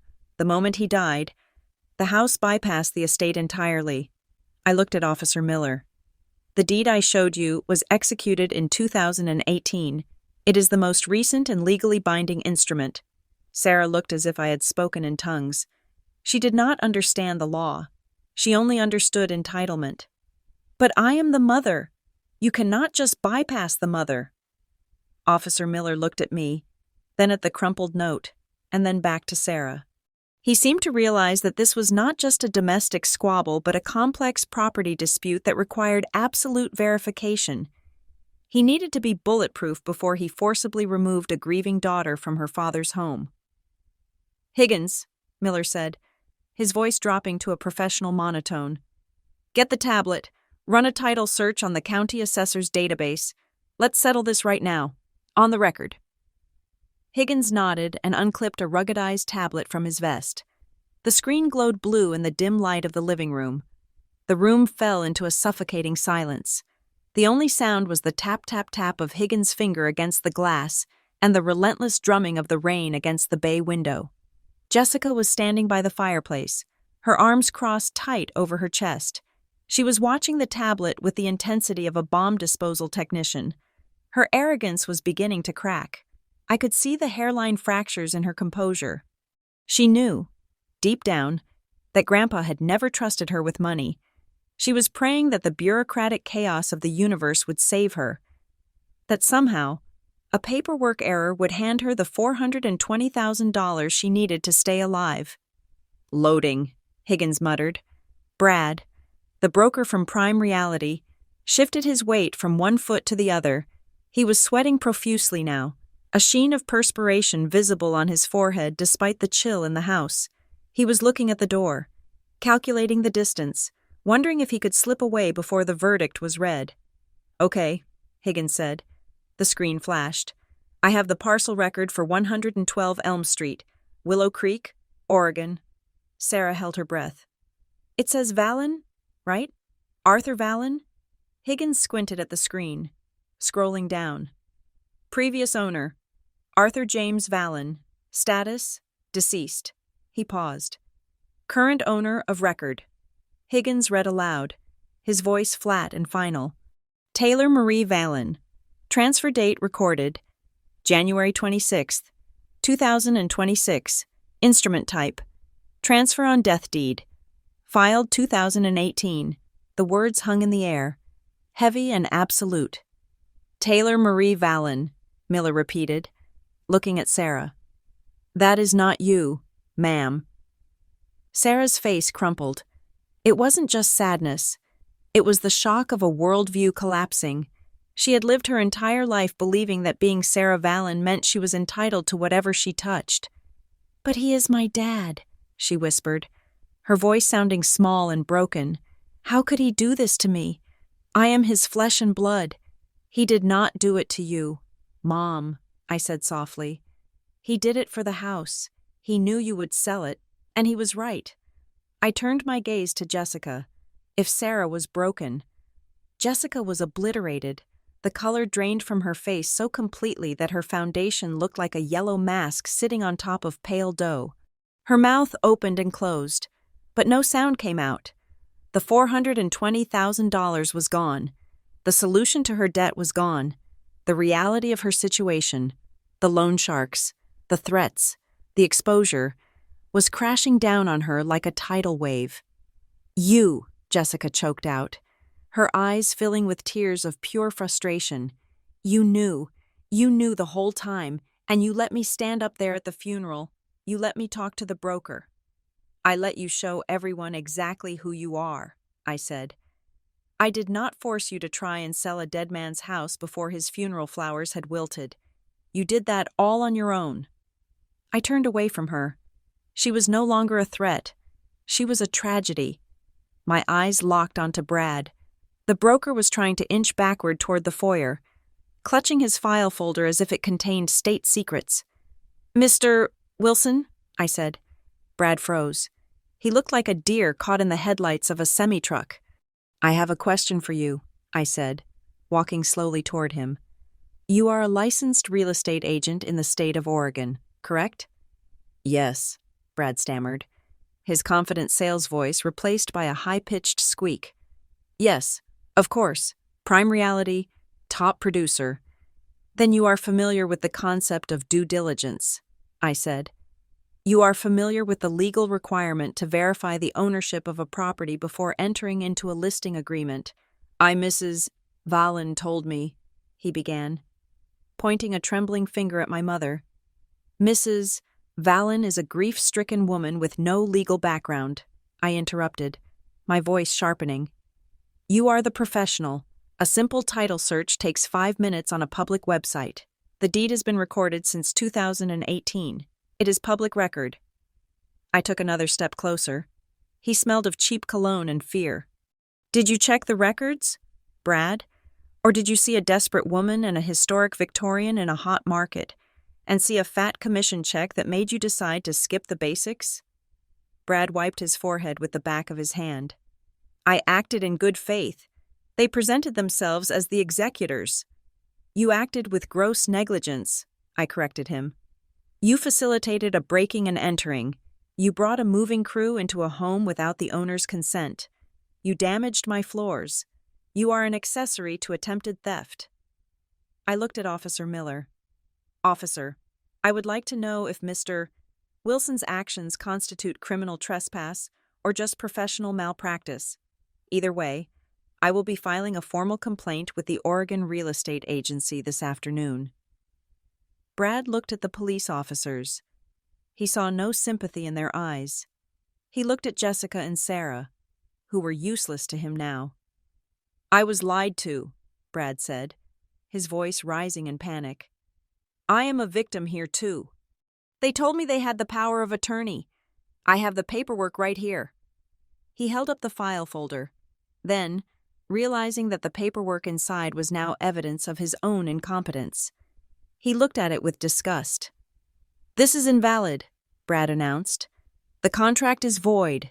Void. With a dramatic, jerky motion, he ripped the listing agreement in half. Then he ripped it again. The sound of tearing paper was loud and satisfying. He threw the confetti-like pieces onto the floor, my floor, and backed away. I am leaving, Brad said to the officers. I am disengaging from this client. I want nothing to do with this. Pick it up, I said. Brad stopped. What? The paper, I said, pointing to the torn contract scattered on the wood. You are not leaving your trash on my floor. Pick it up. Brad hesitated. He looked at Officer Miller. Miller just crossed his arms and raised an eyebrow. Slowly, painfully. The man in the tight blue suit bent down. He scrambled on the floor, gathering the scraps of his failed commission. He shoved the torn paper into his pocket, his face bright red. Get out, I said. Brad did not wait to be told twice. He turned and fled. The front door slamming behind him. The room felt larger without him. But the tension remained. It was just family and police now. Officer Miller cleared his throat. He stepped towards Sarah and Jessica. Okay, Miller said. The ownership has been verified. Taylor Vallon is the sole legal owner of this property. That means you two need to leave. I have nowhere to go, Sarah sobbed, sinking onto a packing box. I gave up my apartment in the city to come here and help. I thought we would be staying. You thought you would be selling? I corrected. You can go to a hotel. You can go to Jessica's apartment, but you cannot stay here. Taylor, please, Sarah begged, looking up at me with tear-filled eyes. It is raining. I am your mother. And he was your father, I said, my voice cold. And you were putting his tea set in a box marked for auction. I pointed to the silver tea set sitting in the cardboard box near her feet. Officer, I said, before they leave, I want every single item they removed from the house returned to its original position. I want the movers to bring everything back in from the truck, and I want to inspect the boxes they packed. That is reasonable, Miller said. He keyed his radio. Dispatch, I need to keep the peace while a civil standby completes. We have movers on site. He turned to Jessica. You heard her. Tell your crew to bring it all back. Everything. If a spoon is missing. We are going to have a problem. Jessica looked at me with a hatred so deep it felt like a physical burn. But she was defeated. The law was a wall she could not scream down. She walked to the window and banged on the glass to get the attention of the movers who were smoking cigarettes on the porch. She motioned for them to come back in. For the next hour. I stood in the center of the living room like a statue. I watched as my mother and sister were forced to oversee the reversal of their heist. I watched the movers groan as they hauled the heavy mahogany sideboard back inside, placing it carefully over the scratches they had made. I watched Sarah unpack the silver, piece by piece, placing the forks and knives back into the velvet-lined drawer. It was a slow, grueling process. Every item returned was a reminder of their betrayal, but also a reaffirmation of my ownership. When the last box was unpacked, when the last piece of furniture was back in place, the room looked almost normal, except for the mud on the floor and the heavy silence that filled the air. We are done, Jessica said, her voice raspy. Are you happy now? Happiness has nothing to do with it, I said. This is about respect. You are going to regret this, Jessica spat. Grabbing her purse, You think you won? You just lost your family." "I think I lost my family a long time ago," I said. "I just finally stopped paying for the subscription." Officer Miller escorted them to the door. "Ma'am, step outside. Do not return to this property unless invited. If you do, you will be arrested for trespassing." Sarah stopped at the threshold. She looked back at me one last time. She didn't look angry anymore. She looked old, and for a split second, I felt a pang of pity. But then I remembered the "for sale" sign in the yard, and the pity evaporated. "Goodbye, Mom," I said. The door closed. The lock clicked. I was alone. I looked around the living room. It was quiet. The rain was still falling. But inside, the storm had passed. I walked over to the fireplace and picked up the silver tea set my mother had tried to steal. I wiped a smudge of fingerprint off the handle with my sleeve. I placed it back on the shelf, exactly where Grandpa liked it. I pulled the deed out of my pocket. It was slightly crumpled from being held so tight. I smoothed it out on the mantelpiece. Taylor Valen. The truth was out. The house was safe. But as I looked at the empty space on the wall where the painting had been, I knew that while the structure was secure, the damage to the people who had once lived in it was irreparable, and I was okay with that. The sound of the moving truck's engine rumbling outside was the only noise competing with the rain. The movers, sullen and silent, were hauling the last of the boxes back into the foyer. They moved with the heavy-footed resentment of men who were not getting paid for the extra labor. I watched them from the archway of the dining room, my arms crossed, ensuring every item was returned. But my mind wasn't on the furniture. It was on the scraps of paper scattered across the dining table.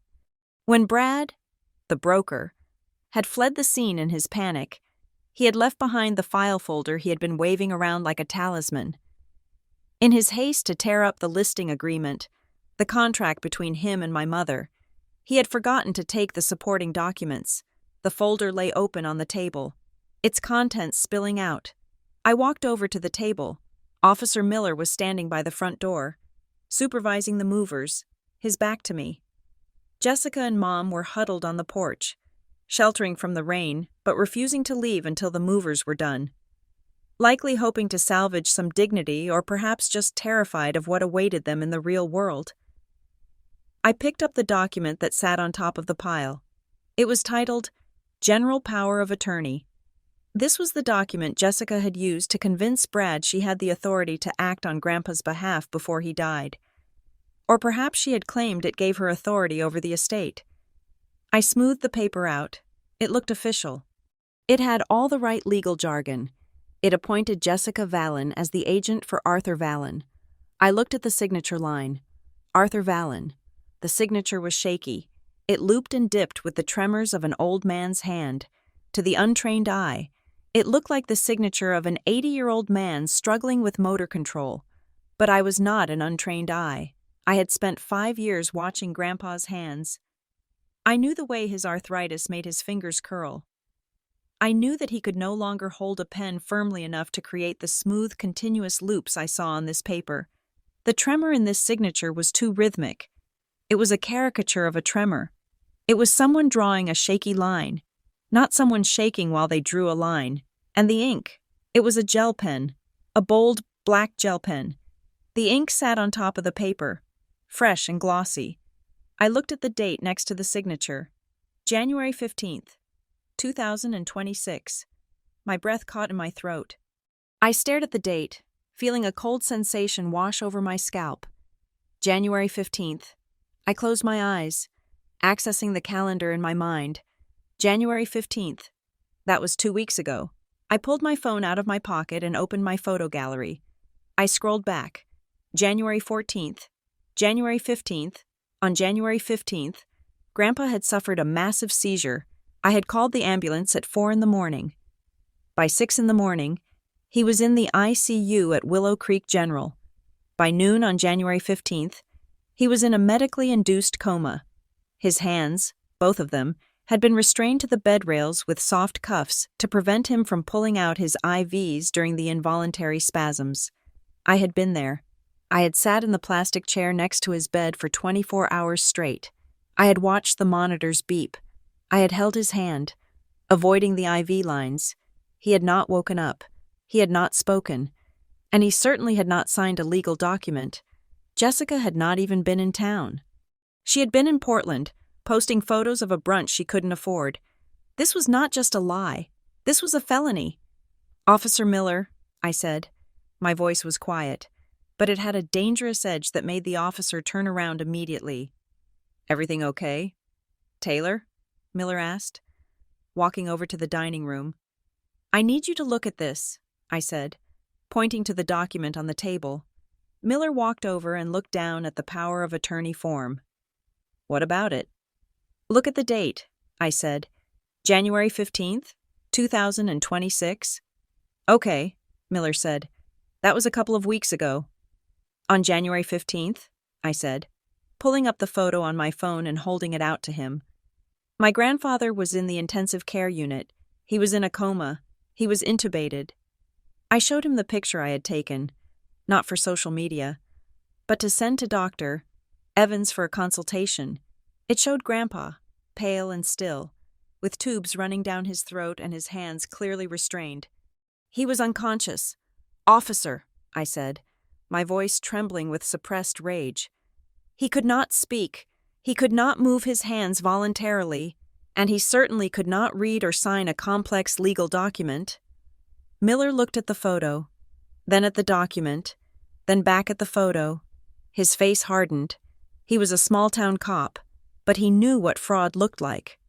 "This signature," I continued, pointing at the shaky scrawl, "is a forgery, and it is a bad one.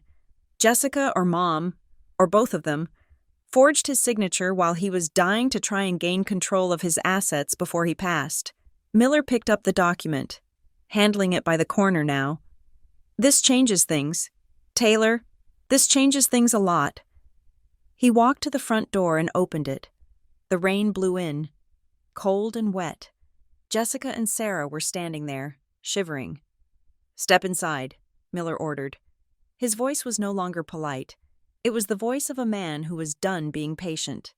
Jessica and Mom walked in, looking confused. "What now?" Jessica snapped, hugging herself. "We are leaving. The movers are almost done. What do you want?" "I want to know who signed this," Miller said, holding up the power of attorney form. Jessica's eyes darted to the paper, and for a second, she looked like she might faint. "My grandpa signed it, a few weeks ago." "Which day?" Miller asked.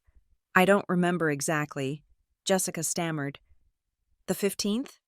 Maybe the 16th? I don't know. I don't keep a diary." "The paper says January 15th, Miller said. "Where were you on January 15th? Jessica?" "I was here," she lied. "I came to visit him."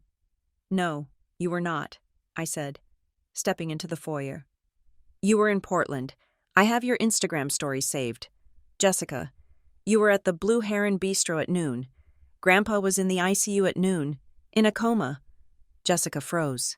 The blood drained from her face. "And," I continued, looking at my mother, "even if you had been here, Grandpa was physically incapable of holding a pen. His hands were tied to the bed. Mom, you know that. You were there for an hour that evening. You saw him." Sarah put a hand over her mouth. She started to shake. "This is a forged document," Miller stated, looking directly at Jessica. "Used to enter into a contract with a real estate broker. Used to attempt to sell property that does not belong to you.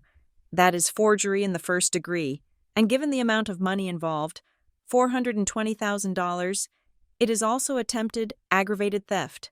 "No!" Jessica screamed. The sound was shrill and desperate. "You are crazy. I didn't mean it was just he wanted me to have it. He told me." "He told you while he was in a coma?" Miller asked dryly. "He told me before," Jessica cried. "I just fixed the paperwork. It is not a crime to help family." "It is a crime to forge a signature," Miller said, reaching for his radio. "Dispatch, I need a detective to come down to 112 Elm. I have potential evidence of felony forgery and fraud." "You are going to arrest me?" Jessica shrieked. She turned to me, her eyes wild with panic. "Taylor, tell him to stop.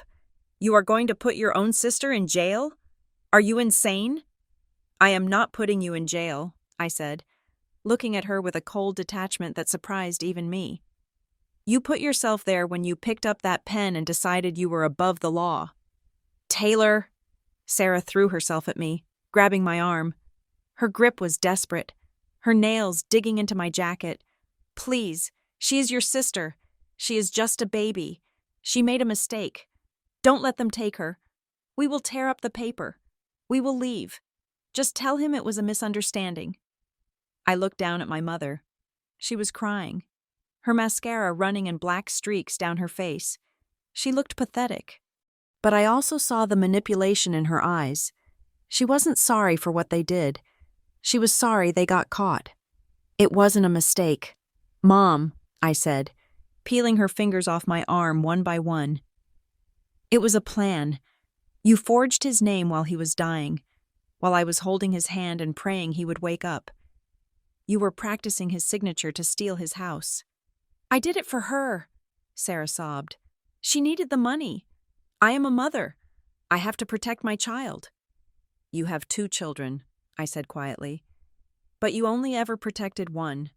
I stepped back, putting distance between us. Officer Miller, I want to press charges. I want this documented. If I don't, they will just try again with someone else. Understood, Miller said. He turned to Jessica. Miss Vallon, I am not arresting you right this second because I need the detective to verify the handwriting and the hospital records. But do not leave town. Do not leave the state. We will be in touch. Jessica looked at me, her face twisted into a mask of pure venom. I hate you, she whispered. I hope you rot in this house alone. Better alone than in a cell, I replied. Get out, Miller ordered, pointing to the door. Now. Jessica turned and ran out the door, into the rain, without looking back. Sarah lingered for a second, looking at me with pleading eyes. Taylor. Go, I said. I did not yell. I did not cry. I just pointed to the door. Sarah turned and walked away, her shoulders slumped, defeated. Officer Miller closed the door. He locked it. I will need to take that document into evidence, Miller said gently. And I will need a copy of that photo from the hospital. Take it, I said. Take it all. I stood in the foyer, listening to the silence return to the house. The movers were gone. The family was gone. The only thing left was the truth, ugly and bare on the dining room table. They had not just tried to sell a house. They had tried to rewrite history. They had tried to steal the last dignity of a dying man, and I had stopped them. I walked into the living room and sat down in Grandpa's armchair. I closed my eyes. The fight was over for today, but the wreckage was all around me. I took a deep breath, smelling the old wood and the rain.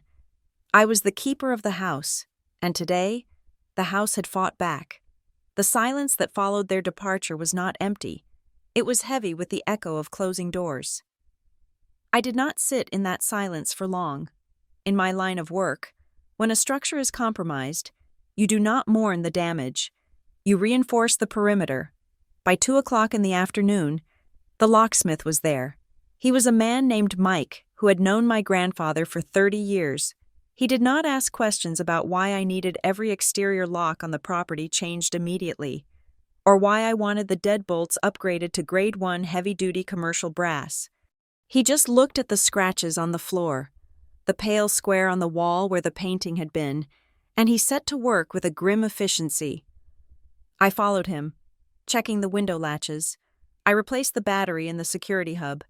I changed the Wi-Fi password, kicking off every device that did not belong to me, which meant Jessica's laptop and my mother's iPad were instantly severed from the digital world of Elm Street. But physical security was only the first layer of defense. I knew my sister. I knew that panic makes people irrational. Jessica had a debt of $420,000 hanging over her head like a guillotine blade. And Friday was coming. She would not give up just because a police officer told her to leave. She would try to find a loophole. She would try to find a buyer who didn't ask questions, or a hard money lender who would take a lien on a property based on a forged promise. I had to burn the bridge before she could try to cross it again. I sat down at my laptop in the study. The room smelled of old paper and rain. I opened a document and began to draft a legal notice. It was dry, precise, and lethal. Notice of sole ownership regarding the real property located at 112 Elm Street, Willow Creek, Oregon.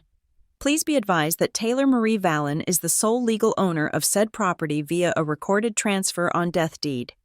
Any attempts by third parties, including but not limited to Jessica Vallon or Sarah Vallon, to list, sell, encumber, or use said property as collateral are fraudulent and void. All unauthorized persons have been trespassed from the premises. I did not just file this with the county clerk. I weaponized it. I posted the notice on the Willow Creek Community Board on Facebook, a group with 5,000 members that functioned as the town's central nervous system. I paid $50 to boost the post so it would appear in the feed of anyone within a 50-mile radius who had searched for real estate or investment in the last 30 days. I sent a digital copy to every escrow officer, title company, and real estate brokerage in the county. I was not just closing a door. I was erecting a billboard that said, "Do not enter." The reaction was immediate. Within an hour. My phone began to buzz with notifications. Comments poured in. Shock, curiosity, support. But I wasn't interested in the gossip. I was interested in the specific demographic of people who lent money to desperate influencers. I knew they watched these channels. They had to. That was how they found their prey. By 5 o'clock. The trap snapped shut. I received an email from a generic Gmail account.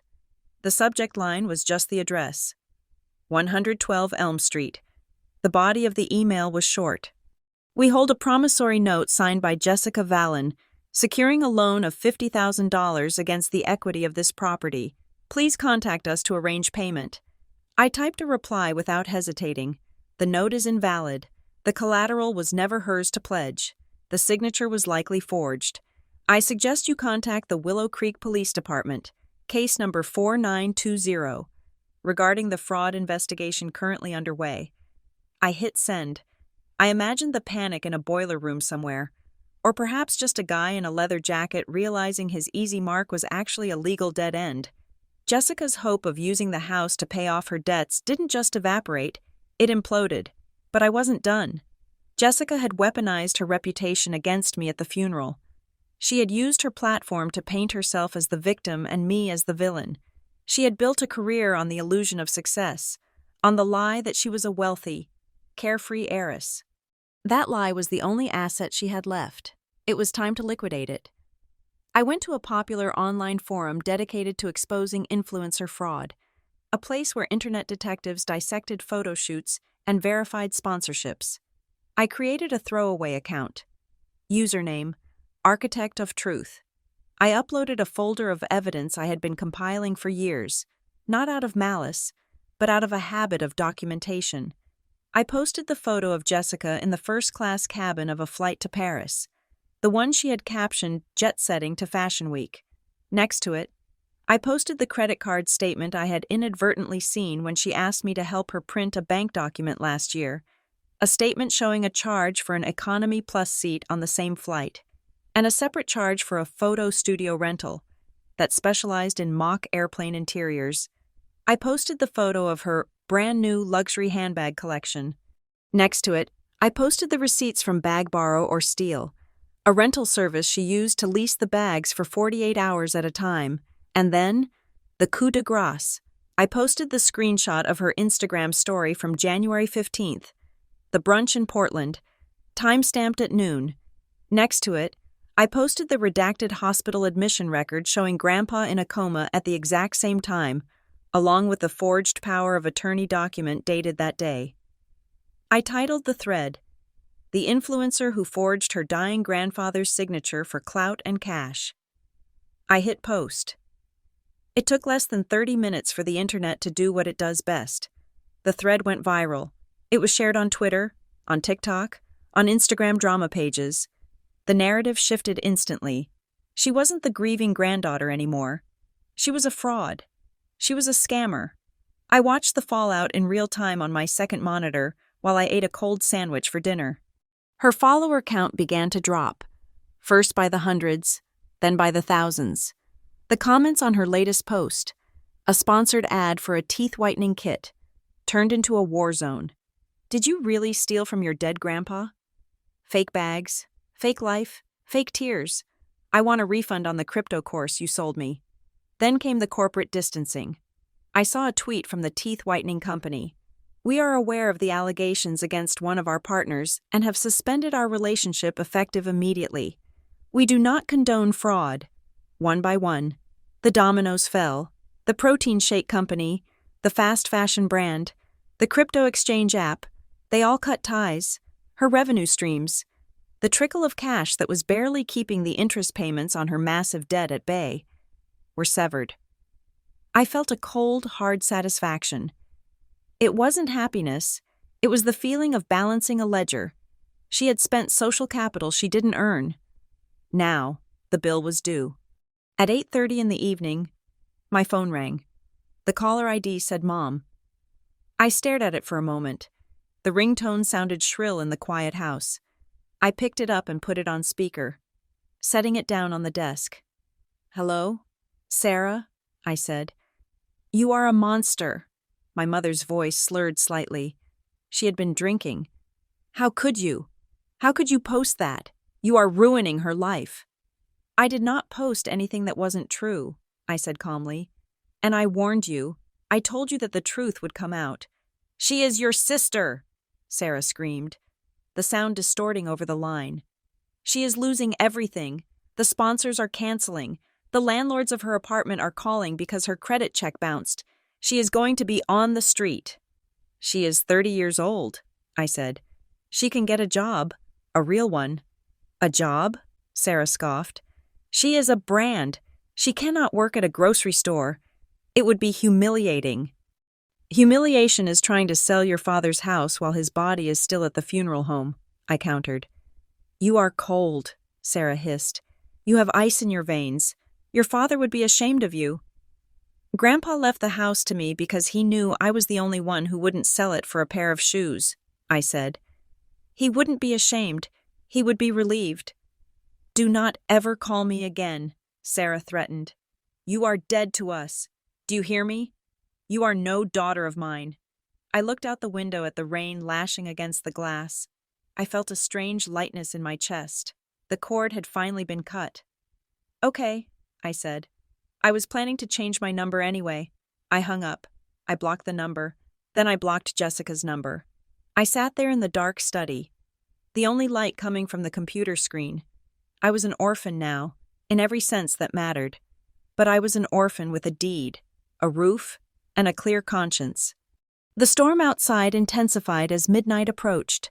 The wind howled around the eaves of the Victorian, testing the restoration work I had done on the roof. It held.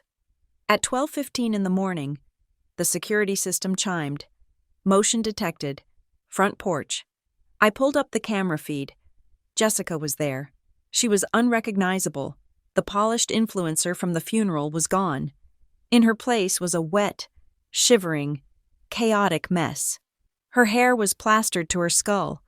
Her mascara was smeared across her cheeks in raccoon-like streaks. She was wearing a trench coat that was soaked through, and she was pounding on the front door with both fists. "Taylor!" she screamed. Her voice was raw, fighting against the wind. "Taylor, open the door, please." I did not move from the desk. I watched her on the high-definition screen. "They found me," she sobbed, leaning her forehead against the wood.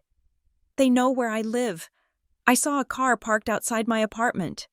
The guys, the ones I owe money to, sent me a picture of me walking into the funeral home.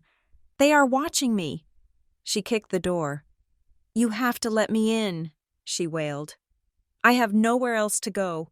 Mom wouldn't answer the door because she is afraid they will come after her too. Taylor, I am your sister. Open the damn door." My hand hovered over the button that would activate the intercom. I could speak to her. I could tell her to go to the police. I could tell her to drive to a shelter. But I knew Jessica. If I opened that door, even an inch, she would wedge herself inside. She would bring the chaos, the debt, and the danger right into my sanctuary. She would turn my home into a fortress for her own war. She would never leave, and the people hunting her? If she was here, they would come here. I would not invite the darkness into the house Grandpa had built. "Taylor!" she screamed again, sliding down the doorframe until she was sitting on the muddy porch mat. "I am scared. Please." I felt a tear slide down my own cheek. It was a reflex, a biological response to the sound of a sibling in distress. But my hand moved away from the intercom button and clicked the record icon on the screen instead. "I am sorry, Jessica," I whispered to the empty room. "But you bought this ticket. You have to take the ride." I watched as she banged on the door for another 10 minutes. I watched as she pulled out her phone, realizing she was blocked. I watched as she finally stood up, looking at the security camera with a gaze that was equal parts terror and hatred. She spat at the lens. Then she turned and ran back to her car, her taillights disappearing into the rainy night. I saved the video file. I named it evidence_harassment_001. It would be the Exhibit A for the restraining order I would file tomorrow morning. I turned off the monitor. The house was quiet again.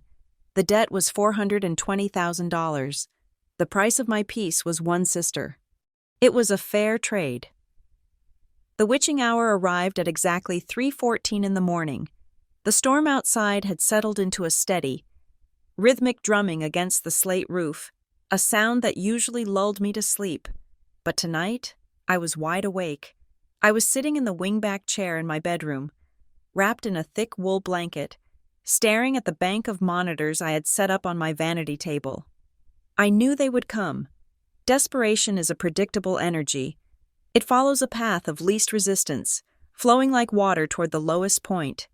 Jessica had $420,000 of debt and less than 48 hours before her world collapsed. My mother had a misplaced sense of entitlement and a fear of losing her status. Together, they were a volatile chemical reaction waiting for a catalyst. The catalyst was the silence, the realization that I was not going to help them, the realization that the public shaming had cut off their other avenues. My phone, resting on the table, did not ring. It vibrated once, a single, short pulse. Zone 4. Violation. Basement coal chute.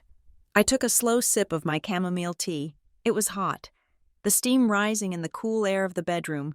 I did not panic. I did not reach for a weapon. I simply tapped the screen to maximize the camera feed for the basement. The image was grainy in the infrared night vision, but the figures were unmistakable. They had chosen the coal chute. It was a small, dirty iron door at the side of the foundation, a relic from 1904 when the furnace burned coal. To the untrained eye, it looked like a weak point, rusty, neglected, forgotten. It was the kind of entry point Jessica would remember from childhood games of hide and seek. She assumed that because I was an architect focused on restoration, I would have ignored the dirty subterranean parts of the house. She was wrong. I watched as the iron door creaked open. I had greased the hinges 2 months ago not to make it work, but to ensure it would open silently, welcoming intruders into the trap. First came Jessica. She was wearing dark clothes, a beanie pulled low over her blonde hair. She looked ridiculous, like a character from a bad heist movie. She squeezed through the opening, dropping onto the concrete floor of the basement with a clumsy thud. She turned and hissed something up at the opening. Then came Sarah, my mother. She struggled, her coat catching on the latch. Jessica had to pull her through. They landed in a heap on the dusty floor. They stood up, brushing themselves off. Jessica pulled a flashlight from her pocket.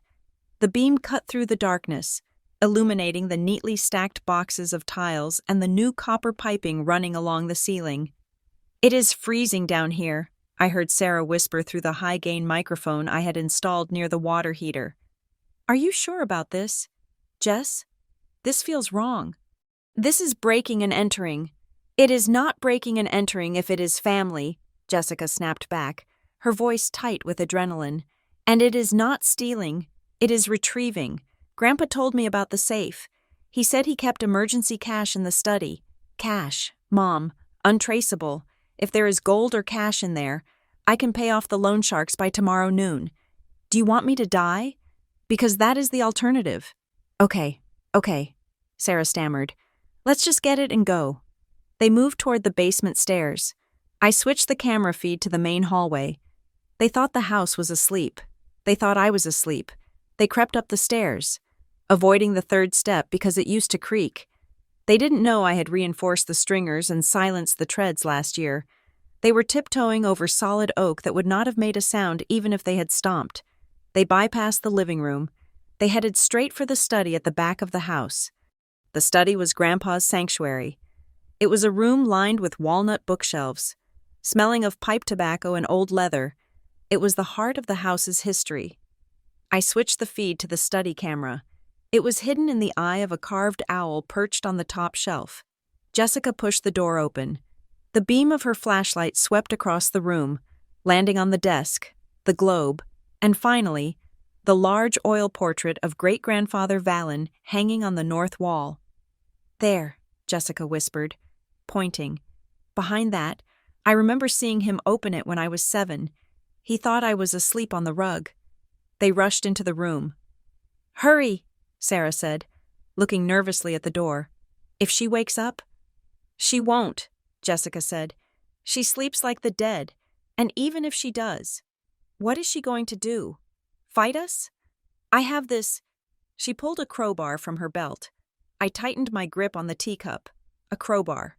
They had brought a weapon. The intent was no longer just theft. It was violent entry. They reached the painting. It was heavy, framed in gilded wood. Help me, Jessica ordered. Together, they gripped the frame. They heaved. The painting swung outward on its hinges. I had restored those, too, revealing the wall behind it. There was a safe. It was an old Diebold wall safe, black steel with a gold dial. Jackpot, Jessica breathed. She reached out to touch the dial. I set my tea down. It was time. I moved my mouse to the control panel on my screen. There was a button labeled Containment Protocol. Study. I clicked it. Downstairs. The reaction was instantaneous. The heavy solid core oak door to the study, which they had left slightly ajar, swung shut. It did not slam. It closed with a hydraulic smoothness, driven by a concealed closer arm. Click. The sound of the magnetic lock engaging was sharp and final. It was a heavy-duty electromagnetic lock, capable of withstanding 1,200 pounds of force. At the same time, the steel security shutters I had installed inside the window frames, ostensibly for storm protection, descended. They rolled down with a mechanical whir, sealing off the glass. Jessica and Sarah spun around. The flashlight beam danced wildly across the room. "What was that?" Sarah shrieked.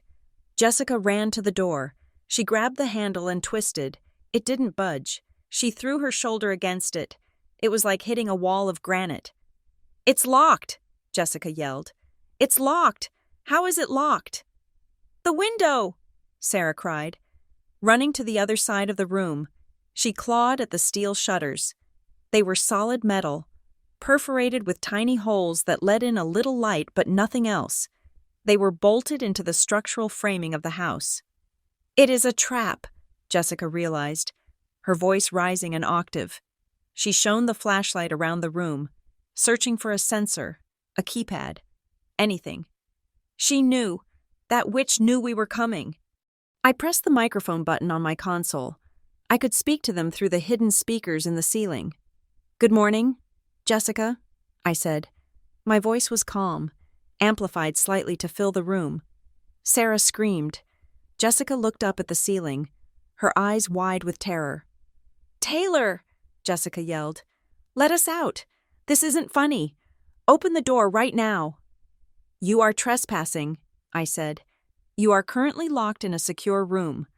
The police have already been notified. The silent alarm was triggered the moment you opened the basement coal chute."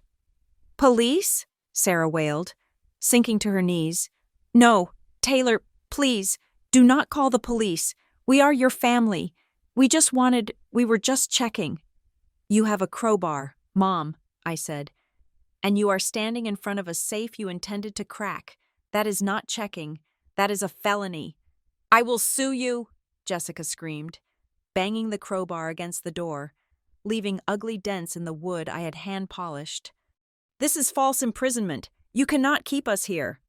I am not imprisoning you, I replied. I am detaining intruders until law enforcement arrives. It is a standard feature of the security system. You are safe. You are just stuck. Taylor! Jessica sobbed, the anger collapsing into panic. Please, they will put me in jail. I can't go to jail. I will do anything. I will sign anything. Just open the door and let us run. We will never come back. I swear. You swore a lot of things, I said. You swore you were a success. You swore you loved Grandpa. You swore you had the right to sell this house. Your word has no value. Jessica, not anymore. I released the microphone button.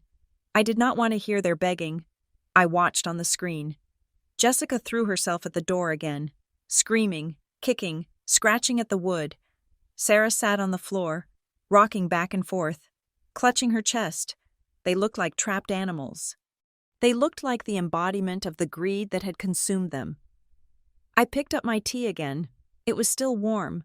I did not go downstairs. I had no desire to see them face to face. I had no desire to let them use emotional leverage, to see my mother cry and try to manipulate the daughter she had neglected for 30 years. I was done being the audience for their drama. Outside, the darkness was pierced by blue lights. No sirens. I had requested a silent approach in the automated alert. I watched the driveway camera. 2 squad cars pulled up, then a third. This was not a noise complaint. This was a burglary in progress with multiple suspects. I buzzed the front door open remotely as Officer Miller and 3 other deputies approached the porch. They moved with weapons drawn, tactical lights cutting through the rain. I watched on the monitor as they entered the foyer. They swept the ground floor. They moved toward the study. I pressed the button to disengage the magnetic lock. Click. The door to the study unlatched. Officer Miller kicked it open. Police! Drop the weapon! Hands in the air! The room was flooded with the blinding light of tactical flashlights. On the screen, I saw Jessica freeze.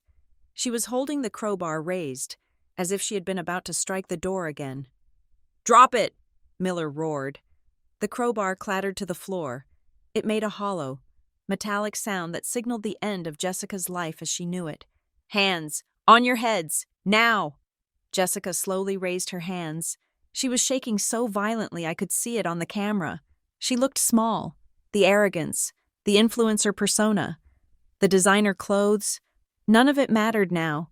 She was just a criminal caught in the act. Sarah was already on the ground, sobbing, her hands over her head. Get on the ground, the officer commanded Jessica. She sank to her knees. I watched as Officer Higgins stepped forward. He pulled a pair of handcuffs from his belt. The steel glinted in the flashlight beam. He grabbed Jessica's wrists. He pulled them behind her back. Click, click. The sound was faint through the speakers. But to me, it sounded like a gavel coming down. They hauled them to their feet. Jessica was weeping, shouting something about a misunderstanding, about how she was famous, about how this was a mistake. Sarah was silent, her head hanging low, unable to look the officers in the eye. They marched them out of the study, down the hallway, and out the front door. I watched them being led into the rain. The storm soaked them instantly. There were no umbrellas this time, no staging, no filters, just the harsh reality of the law. They were placed in the back of separate patrol cars. I watched the taillights fade down the driveway. I sat in my bedroom for a long time after they were gone. The house was quiet again. The sensors were green. The perimeter was secure. I looked at the screen one last time. The study was empty. The painting was crooked. The crowbar lay on the rug. I finished my tea. I had defended the house. I had protected the legacy. But as I turned off the monitors, I didn't feel triumphant. I just felt tired. It is a heavy thing, to watch your own blood wash away in the rain. But the foundation held. That was what mattered. The foundation held. It has been 3 months since the night the blue lights of the police cruisers cut through the darkness of Elm Street. 3 months since the silence of my home was shattered by the screams of my own flesh and blood being led away in handcuffs. Willow Creek has finally begun to thaw. The relentless gray rain of the Oregon winter has given way to the tentative, pale green of spring. The hydrangeas that the moving truck crushed have started to push new shoots through the mud. Resilient and stubborn, much like the house they guard. The legal storm has quieted, replaced by the dull, bureaucratic shuffling of paperwork. The outcome was not the sensational trial the town gossips had hoped for, but a quiet, crushing plea deal. Jessica, faced with the undeniable evidence of the forged signature and the security footage of the break-in, pleaded guilty to forgery and attempted burglary because it was her first offense, and because the judge took pity on her obvious incompetence. She avoided a prison cell. Instead, she received a suspended sentence and 3 years of strict probation. She is currently serving 500 hours of community service. My sister, the girl who once claimed she was allergic to manual labor, is now spending her mornings wearing a neon orange vest, picking up trash along the highway she used to speed down in her leased luxury cars. The $420,000 debt did not disappear. Of course, it collapsed on top of her. She has declared bankruptcy. Her reputation is ash. The influencer is now just a cautionary tale in the local paper. My mother, Sarah, fared little better to keep Jessica out of prison and to pay the restitution for the damage they caused to the house. She had to liquidate her own life. She sold her condo in the city, the one she was so proud of, at a loss. She used the proceeds to pay lawyers and settle some of Jessica's most dangerous debts to keep the loan sharks at bay. She now lives in a rented one-bedroom apartment on the wrong side of the tracks, a place with peeling paint and no view. She calls me sometimes, leaving weeping voicemails asking why I'm so cruel. I never listen to them all the way through. I just press delete. I am alone in the house now. But for the first time in my life, the aloneness does not feel like isolation. It feels like sovereignty. This morning, I finally felt ready. I walked into the study. The room has been fully restored. I sanded down the scratches on the door where Jessica struck it with the crowbar, filling the dents with wood putty and staining it until the scars were invisible. The rug has been cleaned. The painting of great-grandfather Vallon hangs straight and proud on the wall. But the safe was still there. I had not opened it since that night. I had not needed to. The police had cleared the scene, and I had simply closed the painting and walked away. I think, deep down, I was afraid. I was afraid that maybe Jessica was right. Maybe there was a fortune inside. Maybe Grandpa had been hiding millions while I struggled to pay the heating bill. Maybe he was not the man I thought he was. But today, the sunlight was streaming through the steel shutters I had raised, illuminating dust motes dancing in the air. It felt like permission. I swung the painting open. The black steel of the Diebold safe looked cold and impenetrable. I knew the combination. I had always known it. Grandpa had told me when I was 12, whispering it to me like a state secret during a game of spies. Right to 19, left to 4, right to 26, 1904, the year the house was built. Also, the year his father was born. My fingers trembled slightly as I turned the cold metal dial. 19, 4, 26. The tumbler clicked, a heavy, solid sound that resonated in the quiet room. I pulled the handle down. The heavy steel door swung open on well-oiled hinges. I held my breath, bracing myself for the glint of gold bars or stacks of $100 bills wrapped in rubber bands. I braced myself to find the thing that had driven my family to madness. But the safe was almost empty. There was no gold. There was no cash. There were no stock certificates. Sitting in the center of the metal shelf was a single, leather-bound notebook and a small, silver USB drive. That was it. I reached in and took the notebook. The leather was worn, cracked with age, smelling of Grandpa's pipe tobacco. I opened it. It was a ledger, a diary of finances.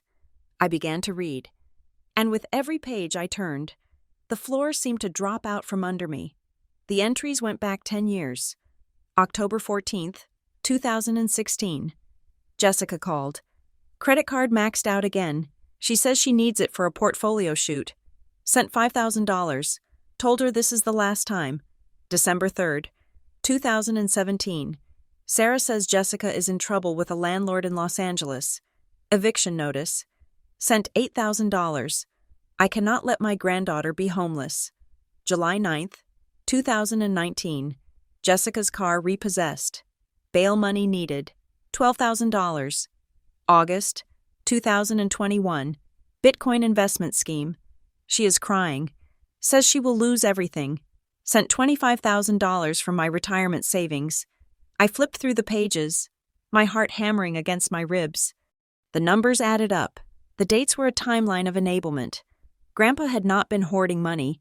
He had been bleeding it. He had been secretly paying for Jessica's mistakes for a decade.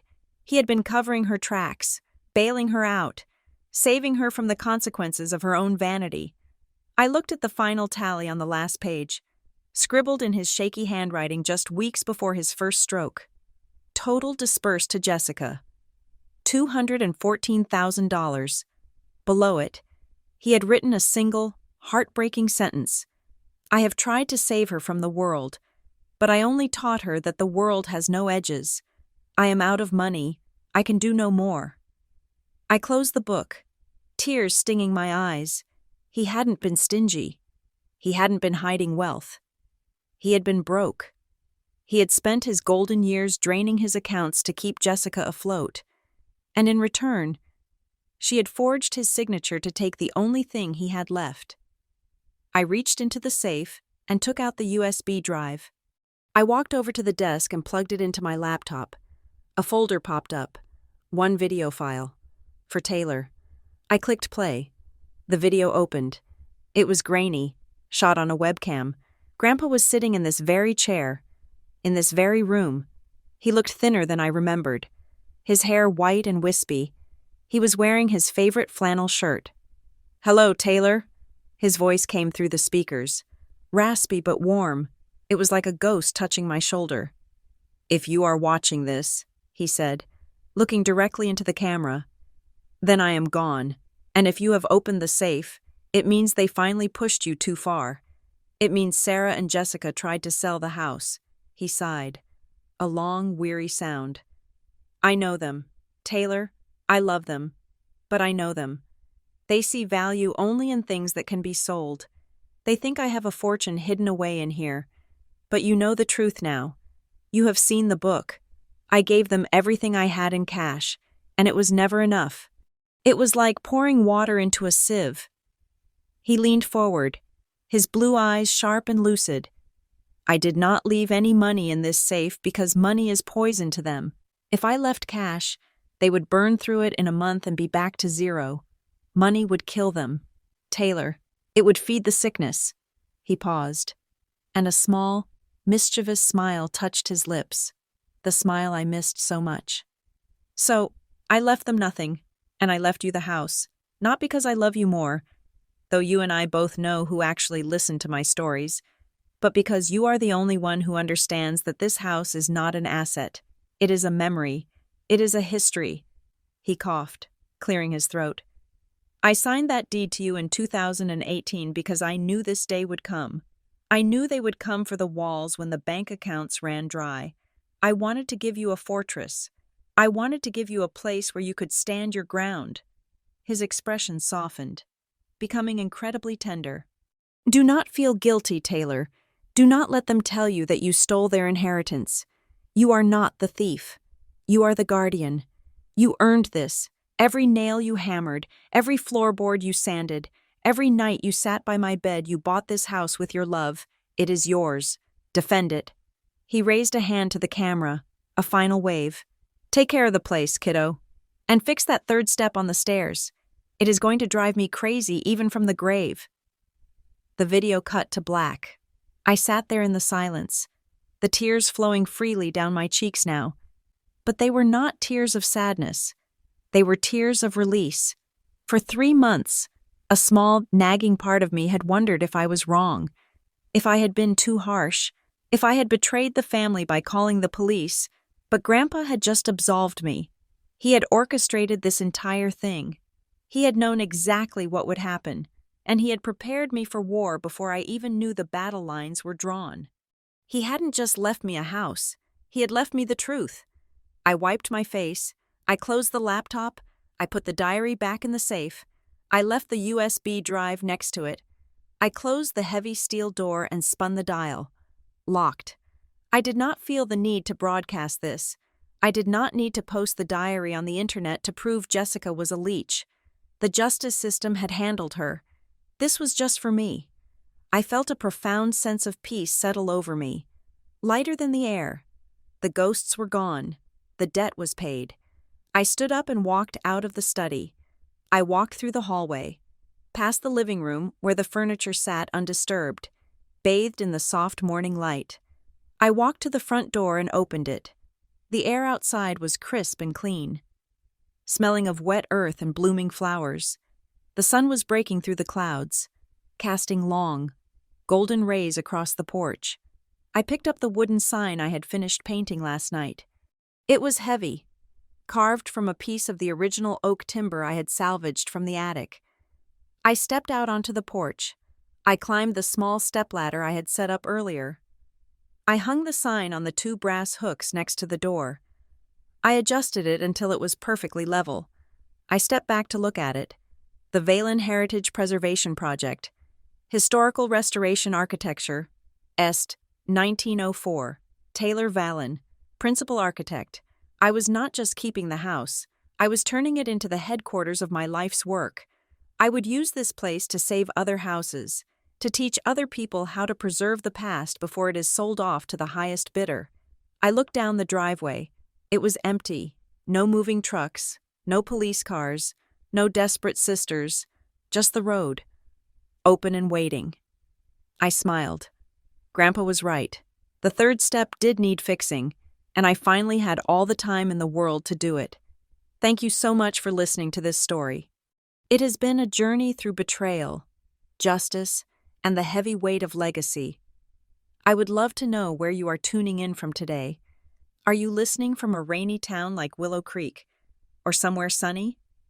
Please drop a comment below and let me know, and share your thoughts on whether you think Taylor did the right thing.